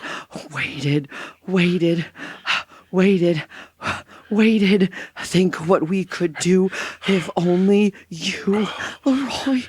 Mina, what can I... I would do if I could, but I already, all I can. Bullshit. You never. I'm the one who, I answer every, I move every. No, Walter, I move everything. I've been moving everything since the beginning.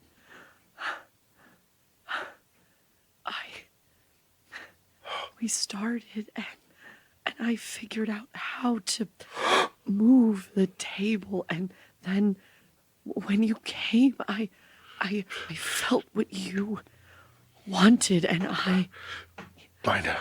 wanted to give it to you. Mina, are you saying... I never. Nothing. You did so much. You brought back the people who, the child who, the friend who, all of that. Mina, I'm alone. There weren't. It's empty. It's so far. Let me in. No, you're lying. It's empty, just bleeding, and the ledge coming closer, so far down, so much worse than nothing. You take it back. Oh, God. LeRoy. He made... I couldn't. Hold my hand. Get off. Liar. Selfish. Lying. Months. I've been out there risking everything. Telling everyone that because no wife of mine would be capable of everything shredded. Because I trusted you. A liar from a family of liars. Look on the bright side. Maybe you can tell them we discovered hell.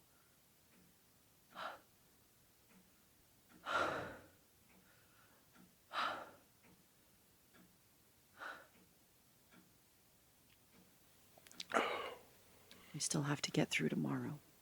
Oh, God. Tomorrow. They're going to be expecting a lot. And all this time, you've been... Yes. So if we're going to be ready, I'm going to need you to do some of the work for a change. John? Are you listening? Come back to bed, love.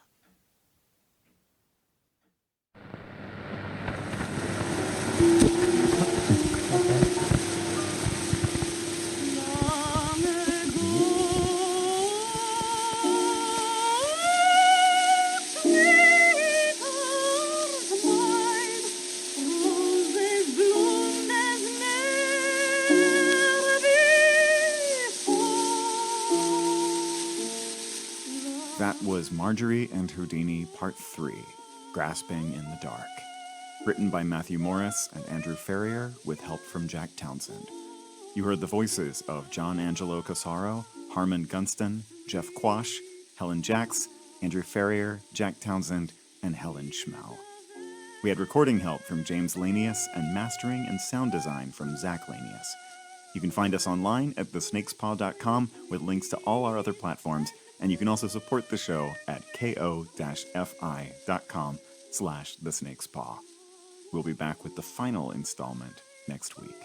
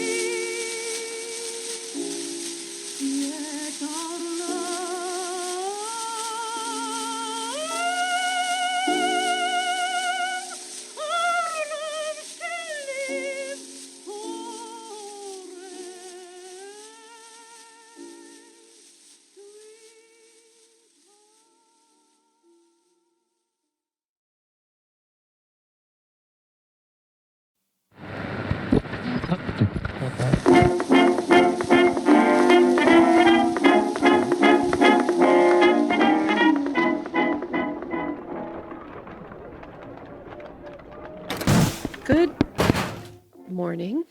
Where have you been all night? In here. Alone? Yes. Did you sleep? Are we alone now? Yes. The servants? Downstairs. Bird? Asleep in his room. Your son? John is in his room listening to his radio. What are you doing? We all know what your word is worth. What do you think you'll find? Oh, there's no telling what you've done to this house while I've been away. You think I installed the secret door in the time it took you to do a single shift at the hospital? You certainly didn't pull this off all by yourself. All that knocking and pushing, you look like Houdini checking the furniture. Don't compare me to that man. Well, it looked ridiculous when he did it. It looks ridiculous when you do it. Don't call me ridiculous! That goddamn radio! What are you doing? John, get down! LeRoy! I hope you're satisfied. You've terrified him. Good. Now he understands there are conditions to my hospitality. Who's been here? I haven't brought anyone into the house. Music from outside the room. Furniture breaking. Pulling my mustache. You mean to tell me you did that yourself while I was holding your hand? I haven't told you anything yet. Someone pulled my mustache and I have words for them. It was me. Walter thought it and I did it. Everything I did was because Walter wanted it, and I couldn't tell you because I never knew when he was listening. He was afraid. Who's to say Walter hasn't been one of your tricks all along? How do I know that whole scene last night wasn't a spectacle designed to... Oh my God, people are dying. I've got to get back to the hospital. Soon, LeRoy. But first we have today. Houdini is coming and he'd love nothing more than to see you in this state. If you can pull it together, I'll tell you enough to get us through today, and then you'll have a full explanation afterwards. How do we do it? I'll know when I see what they're bringing, and then I'll get word to you. How? You'll know. Just stay downstairs and pay attention. All right, then. We'll see how today ends for you. The door is already open, Birdie. I can see you. Beg your pardon? Heard a crash? Everyone all right? Just fine. There was a mishap with John's radio. Did it wake you up? Not at all. I've been up all morning at my typewriter. I just put the finishing touches on Chapter 47, and now I'm ready for Chapter 48, better known as Today.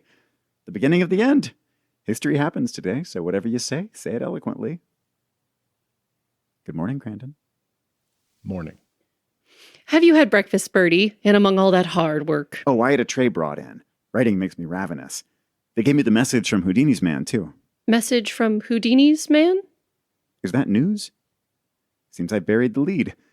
Houdini and Mr. Collins will be here soon to drop off some equipment, and Mr. Prince will be joining soon after to get things underway. Now? Probably any minute. Why didn't anyone tell us? The servants might have been put off by the mishap with the radio. Well, that just makes breakfast all the more urgent. As I mentioned, I already had some... For us, Malcolm? LeRoy, would you go downstairs and see what we can get set out quickly?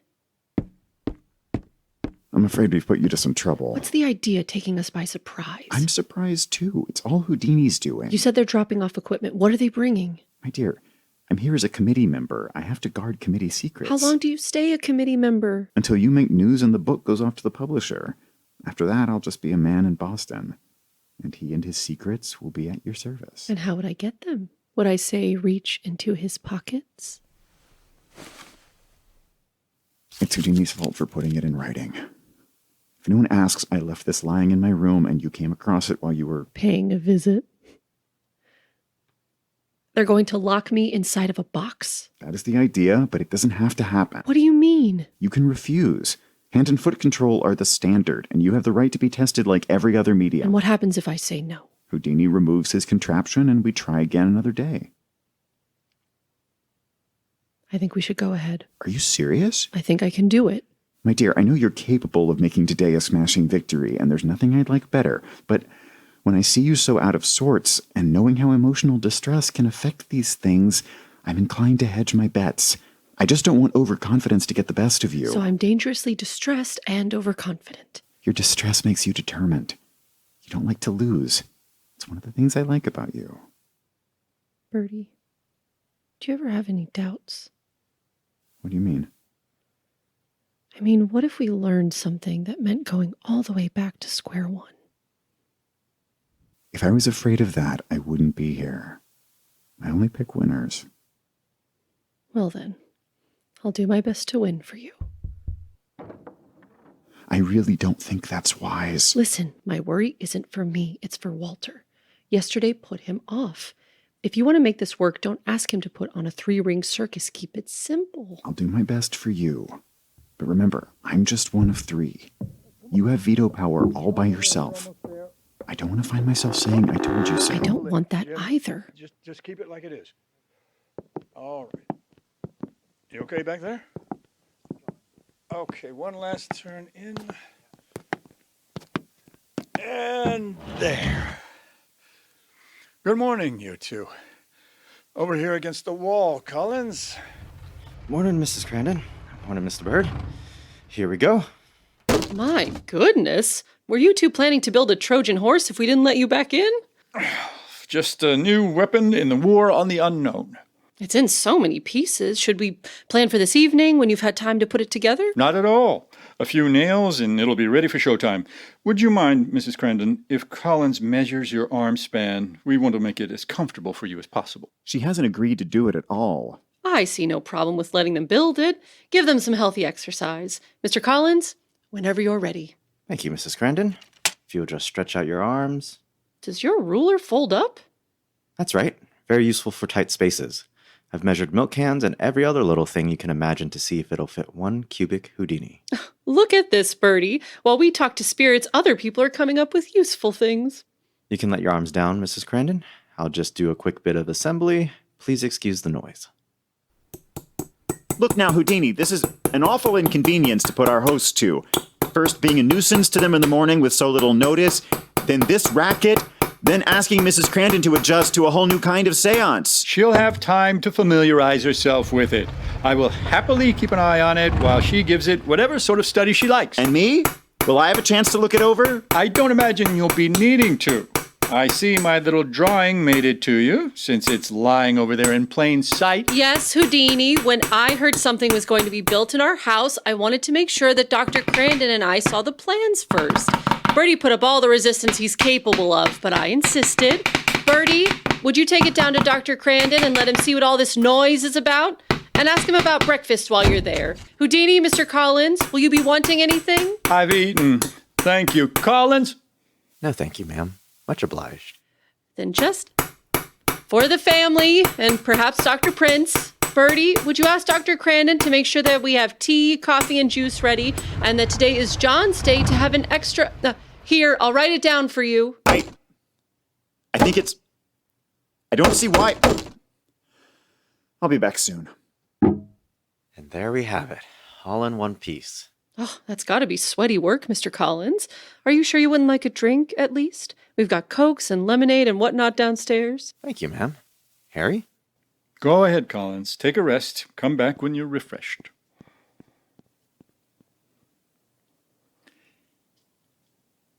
And suddenly we are conspicuously alone. Well, are you ready for today? Today will go how it will. My mind is on what's next. And what's that? Last night, after you all left, I spoke to Walter. Yes, we talk even when there are no investigators listening. I learned he's been overplaying how good things are over there. I'm worried about him. I'm sure any evil spirits will only need to hear him speak before they turn and run. You know, Walter died terribly and alone, and I was grieving him long before he became an inconvenience to your schedule. I apologize. I'm sure your brother was better than I've given him credit for. He wasn't. But he was good to me. Grief for a loved one is a fortunate burden. I speak about my mother at every performance. The memory is tender, but it is a delight to have her with me. Yes. She was a remarkable person, I gather. Last night, during that message, I felt bright, hopeful, as though she were in a much better place. Well, thank you. It's such a comfort to me to think that a better place exists and to think that there might be a way for Walter to get there. I wonder if, I know your feelings on all of this, but I wonder if experimentally you would be so kind as to join me for a few sittings to ask after where she is. Mrs. Crandon, I respect your grief, but I felt what I felt last night. Your feet were moving under the table. It may not have been enough to constitute proof for everyone, but it makes my way forward clear enough. Is that the issue? Yes, you caught me. I was getting my toes under the table leg. Is this a confession? I'm admitting to one point on which you're right. As long as Walter has been with us, I could feel what he wanted. And so I acted for him. Did our visitors come away thinking he had done those things himself? They did. But the ultimate thing they came to believe was true. Walter is there, the dead exist, and we can communicate. And would they have believed it if they'd only heard voices? So what I've done has been in service of the truth. The truth? The truth is that many, many times you have laid claim to physical mediumship, and in a few minutes we'll all be making a final judgment on that claim. But it doesn't have to be that way. You can help people understand that this investigation is asking the wrong questions. You can admit that there are things you don't know. You can accept that people under pressure have to say things they wish they hadn't and they don't deserve. Houdini, I don't believe you've met my son, John. Hello, John. John, this is the great Houdini.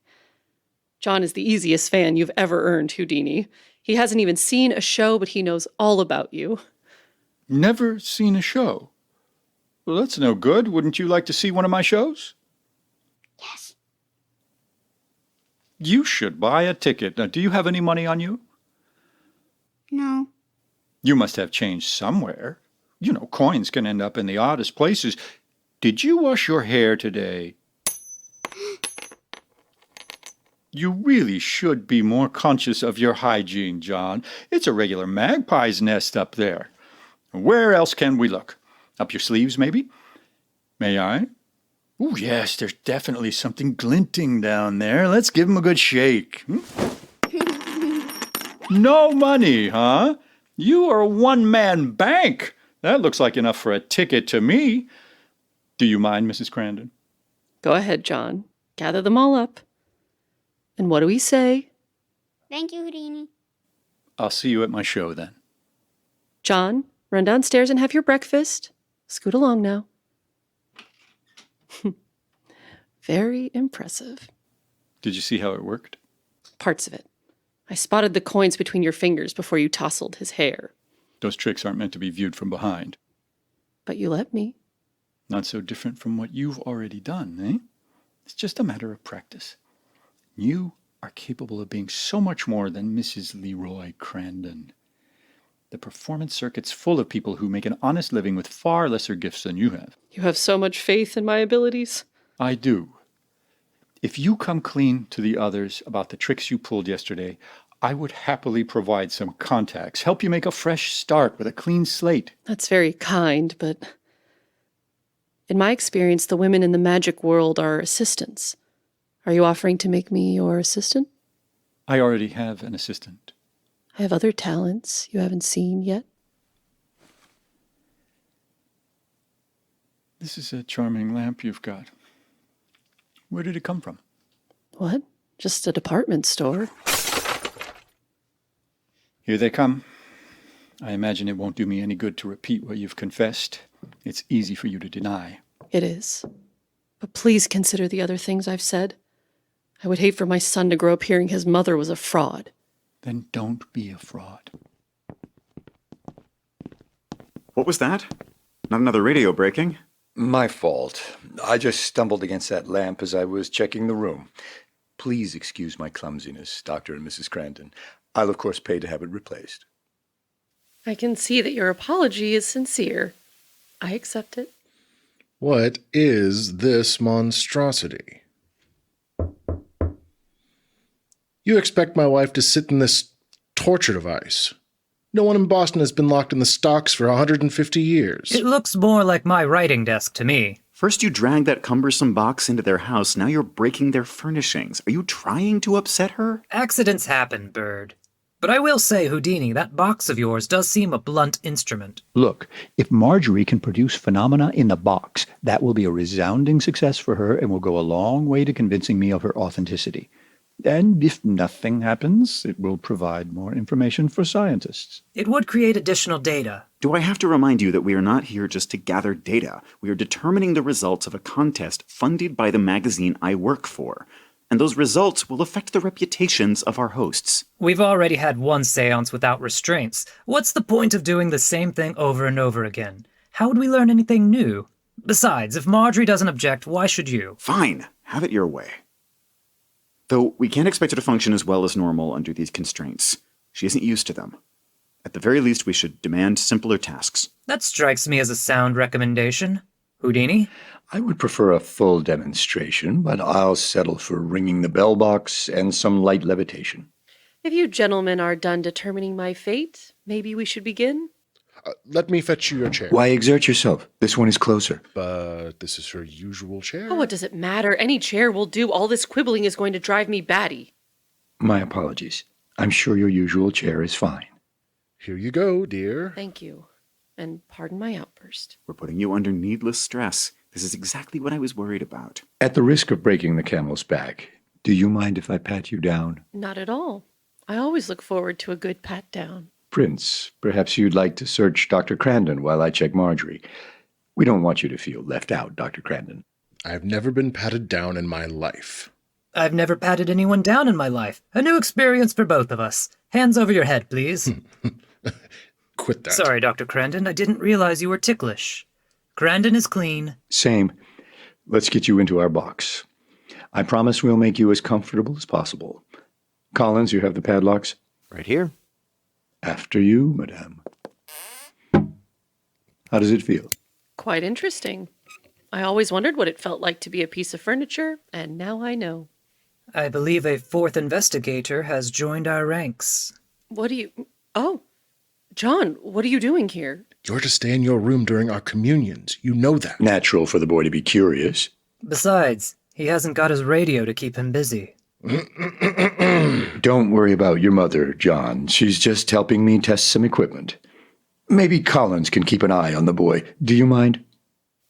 I don't know if he should be listening in. Nonsense. I doubt he'll hear anything that surprises him. Seats, gentlemen. No sense wasting any more time. I'll get the lights. Collins, same procedure as last time. And no one goes in or out. Right. I'll be listening. Come on, John. Does everyone have their neighbor's hand? Yes. Mm-hmm. Any requests? We can start by ringing the bell, I think. That's fine. Walter, did you hear that? Are you there? Walter, come to us. Where are you? Walter, I know you can hear me.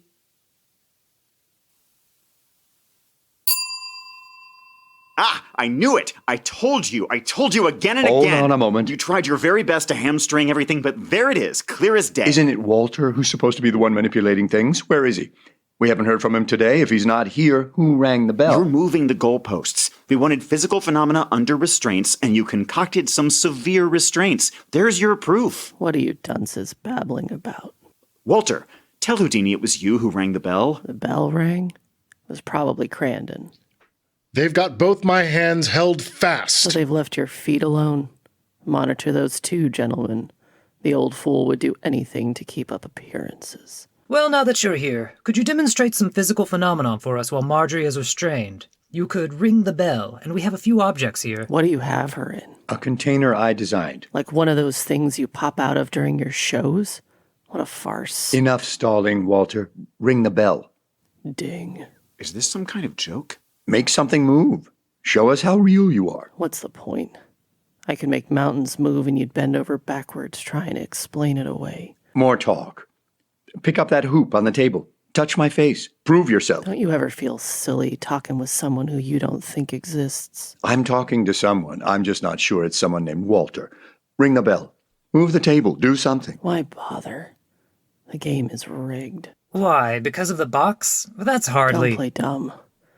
You think Houdini would stop there? He's always got a backup plan. He's trying to distract us from the fact that nothing is happening. What's in it for you?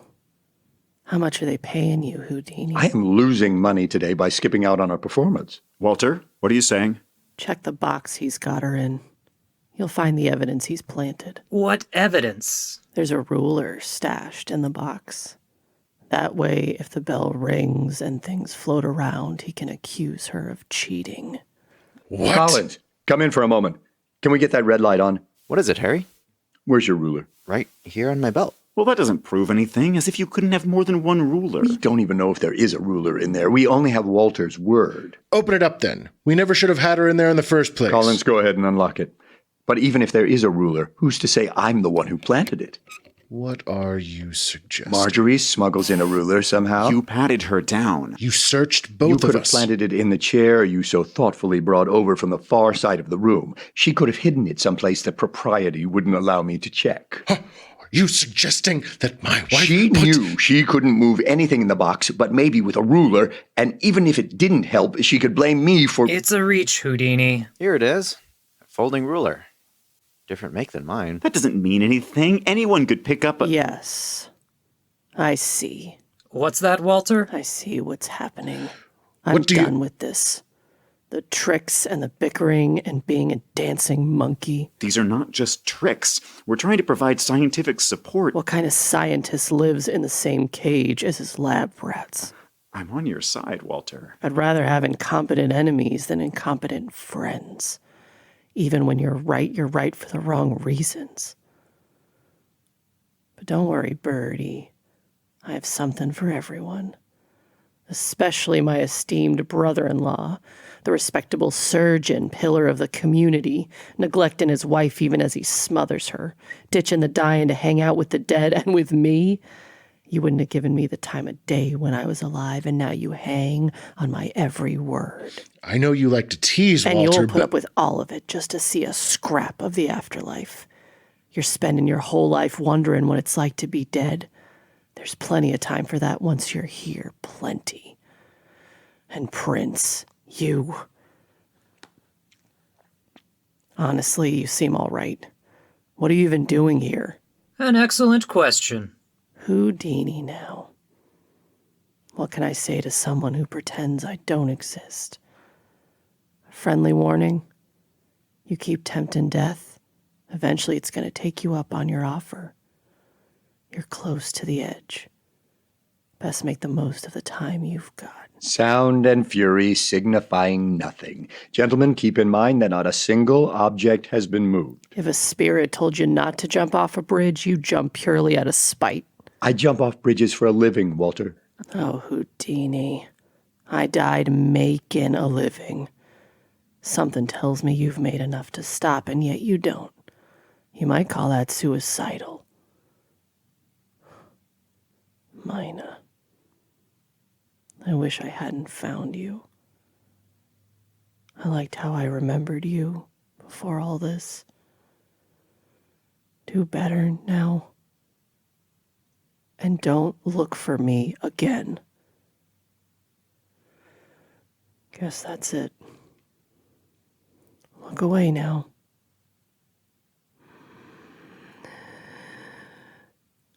Long way down.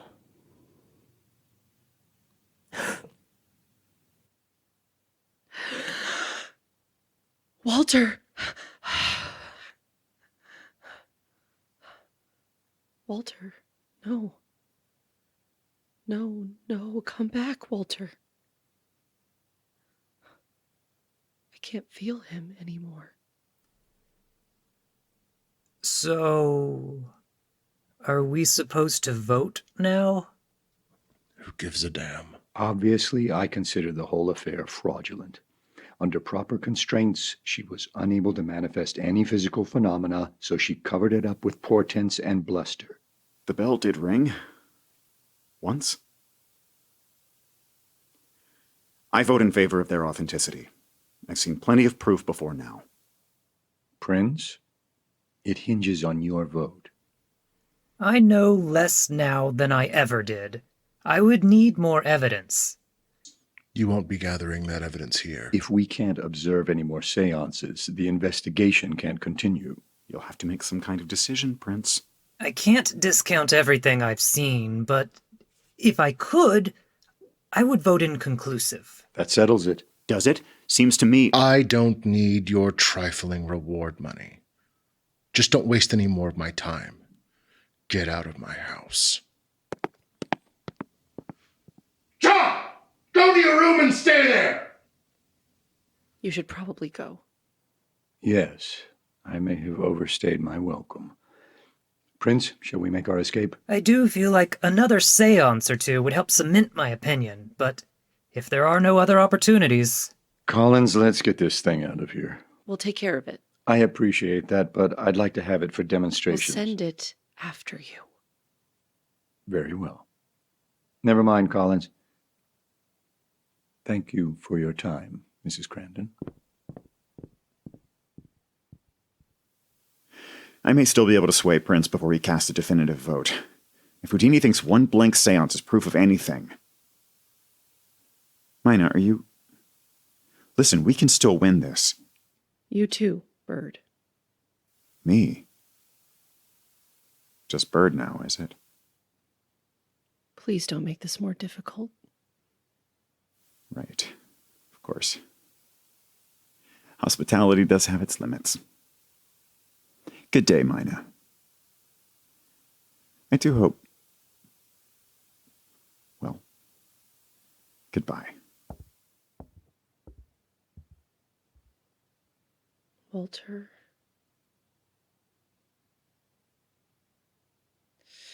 John!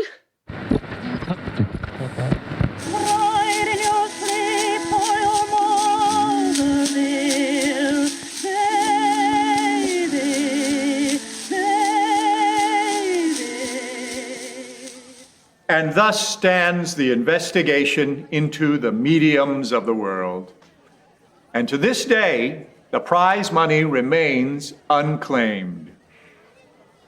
Ladies and gentlemen, thank you for your attendance. I hope you enjoyed the tricks I performed for you this evening, and that you leave here a little more skeptical of the tricks you may see off stage.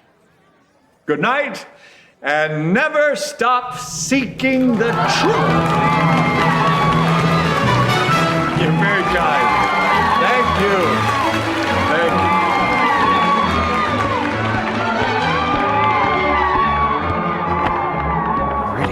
Need me to call a doctor? No need, Jim. Thank you. I'll just get off my feet for a while. My God, Houdini. Ah, Sir Arthur. I don't suppose you might be a hallucination. I thought perhaps the cane and the cast were part of the show. What happened? There's an apparatus. You've seen the show. The thing that lifts me upside down for the water escape malfunctioned last night, gave my foot a squeeze, just a fracture. And you go on giving shows anyway. You really are a madman. Oh, these things are state of the art, and I have the best people in the business operating them, but a good trick has to at least look dangerous. No one would read Sherlock Holmes if you always kept him safe. Sherlock Holmes has the advantage of being fictional. I have killed him before, and I can bring him back any time I choose. You are not so easily replaced. I suppose I have to make the connection for you. You do remember Walter's warning? Did a little bird tell you about that? It's my responsibility to get a full account of the proceedings. I spoke with Bird and Dr. and Mrs. Crandon. Dr. and Mrs. Crandon. She's still with him, then. Did you think you destroyed their marriage as well as their reputations? I'm glad to say things haven't gone as far as that, although given the way you've treated them, revealing their identities in public to every audience... Oh, for heaven's sake, man. We gave them warnings, we gave them chances, and this is what they chose. They had everything, and they chose to be con men. There have to be consequences, or else this time next week I'll be stepping backstage to find you waiting to tout the next opportunist who's pulled the wool over your eyes. Really, Houdini? Feeling honest tonight, are we? I'm sorry. One can almost hear the friction as those words leave your mouth. I'm sorry. It was a cruel thing to say. You're in pain. I'm not. I've had some bad news. My brother's died. I see. My condolences. Thank you. We weren't close, but it does mean some upheaval in the family. I hesitate to ask, but the message you received From Madame Concordia, yes. And then From Mrs. Crandon, yes. About someone who needed... Someone who needed forgiving, yes. This was the person those messages would concern if one accepted them as genuine. But I do not. These people aren't like you and me. They see kindness as weakness. They find that tender spot, that sincere spot, and they attack. They did it to me, and they've done it to you. The public needs to be warned. I'll say this for you, Houdini. You're as fierce an enemy as you are a friend. I wish I knew which you were to me. Of course you're my friend. We are terribly alike, each of us clinging to what he knows best. Since we're being frank, let me tell you something. When you end your show, you leave the stage to clapping and cheering. But when the applause has died, what do you send them home with, apart from the worry that they'll be swindled? What vision of the world? Spiritualism has answers to the questions of the times, and warn all you like, people will not stop asking. Take a rest, man. You may have missed a chance to take good advice, but tomorrow is another day.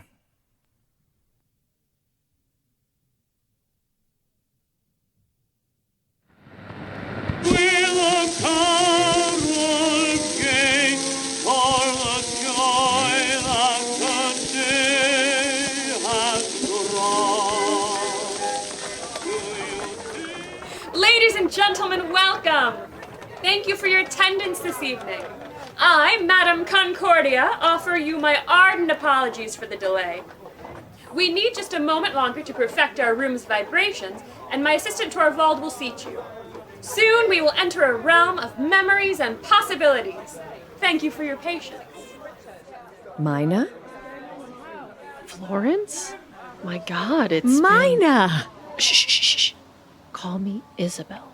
You've changed your name? What's going on? Florence, you can't tell anyone I was here. LeRoy doesn't know. Promise me. Of course. I won't tell a soul. Are you all right? Oh, fine. You know, it's just nice to have a secret. LeRoy's working at the hospital tonight, so I thought I'd go out and see someone else do the work for a change. Have you been coming to Madame Concordia? Since our group split up, just to keep in touch. Are you coming in tonight? Honestly, Mina, she doesn't hold a candle. Starting late is the least of it. It's all, what did we used to call it? Tearful reunions. We used to laugh at these kinds of mediums, you and me. And now here we are, slumming it together. And you're sure no one will know you? You're still the talk of the town. Mr. Bird put your picture in his book. Were you aware? Yes, I didn't think he'd do that. And it was in quite a few of the papers, too, you know. I know. I thought maybe you hadn't read all the things they've said. I mean, no one could blame you. LeRoy reads them. Out loud. My favorite was one that said I was supernaturally devoid of imagination. They're much nicer to him. He gets called a respected surgeon.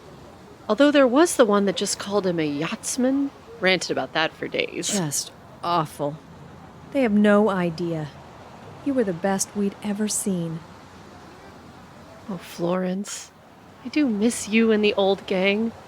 We had a fun time, didn't we? What have you been doing since then? Without Walter? We struggled. I think LeRoy was close to giving up. But you'd never believe. I can't say too much. LeRoy is calling for absolute secrecy, but we found some strong evidence of irregularities in the contest. We've done some investigating of our own and come to some really stunning conclusions. We'll be going public soon, and it'll set the whole record straight. And everything is so much more scientific than before. LeRoy's been taking measurements of, just about everything you can imagine. Sounds exciting. I wish I could say more. You know, scientists never breathe a word until you've got results. We've kept an eye on the papers just to see where the rest of the field is, but no one seems to be on this trail but us. What are you looking for tonight, Mina?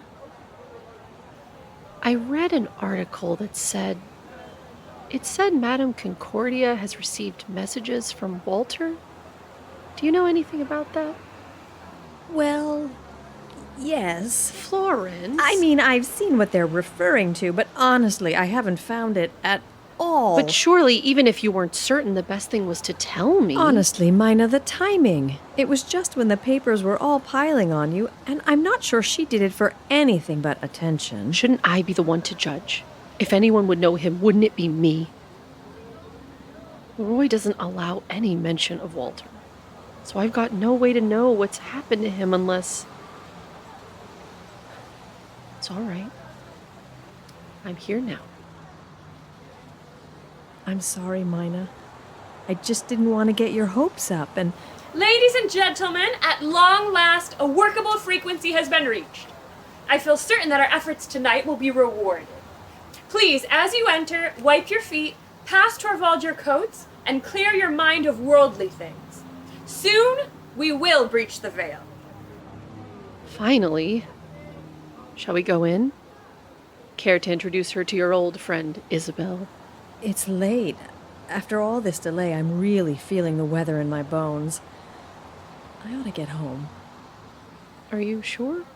Yes. Are you going in? Yes.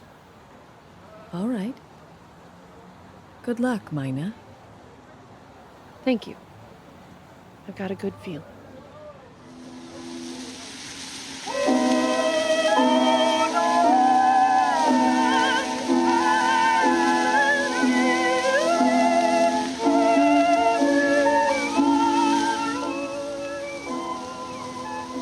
That was Margery and Houdini, written by Matthew Morris and Andrew Farrier, with help from Jack Townsend.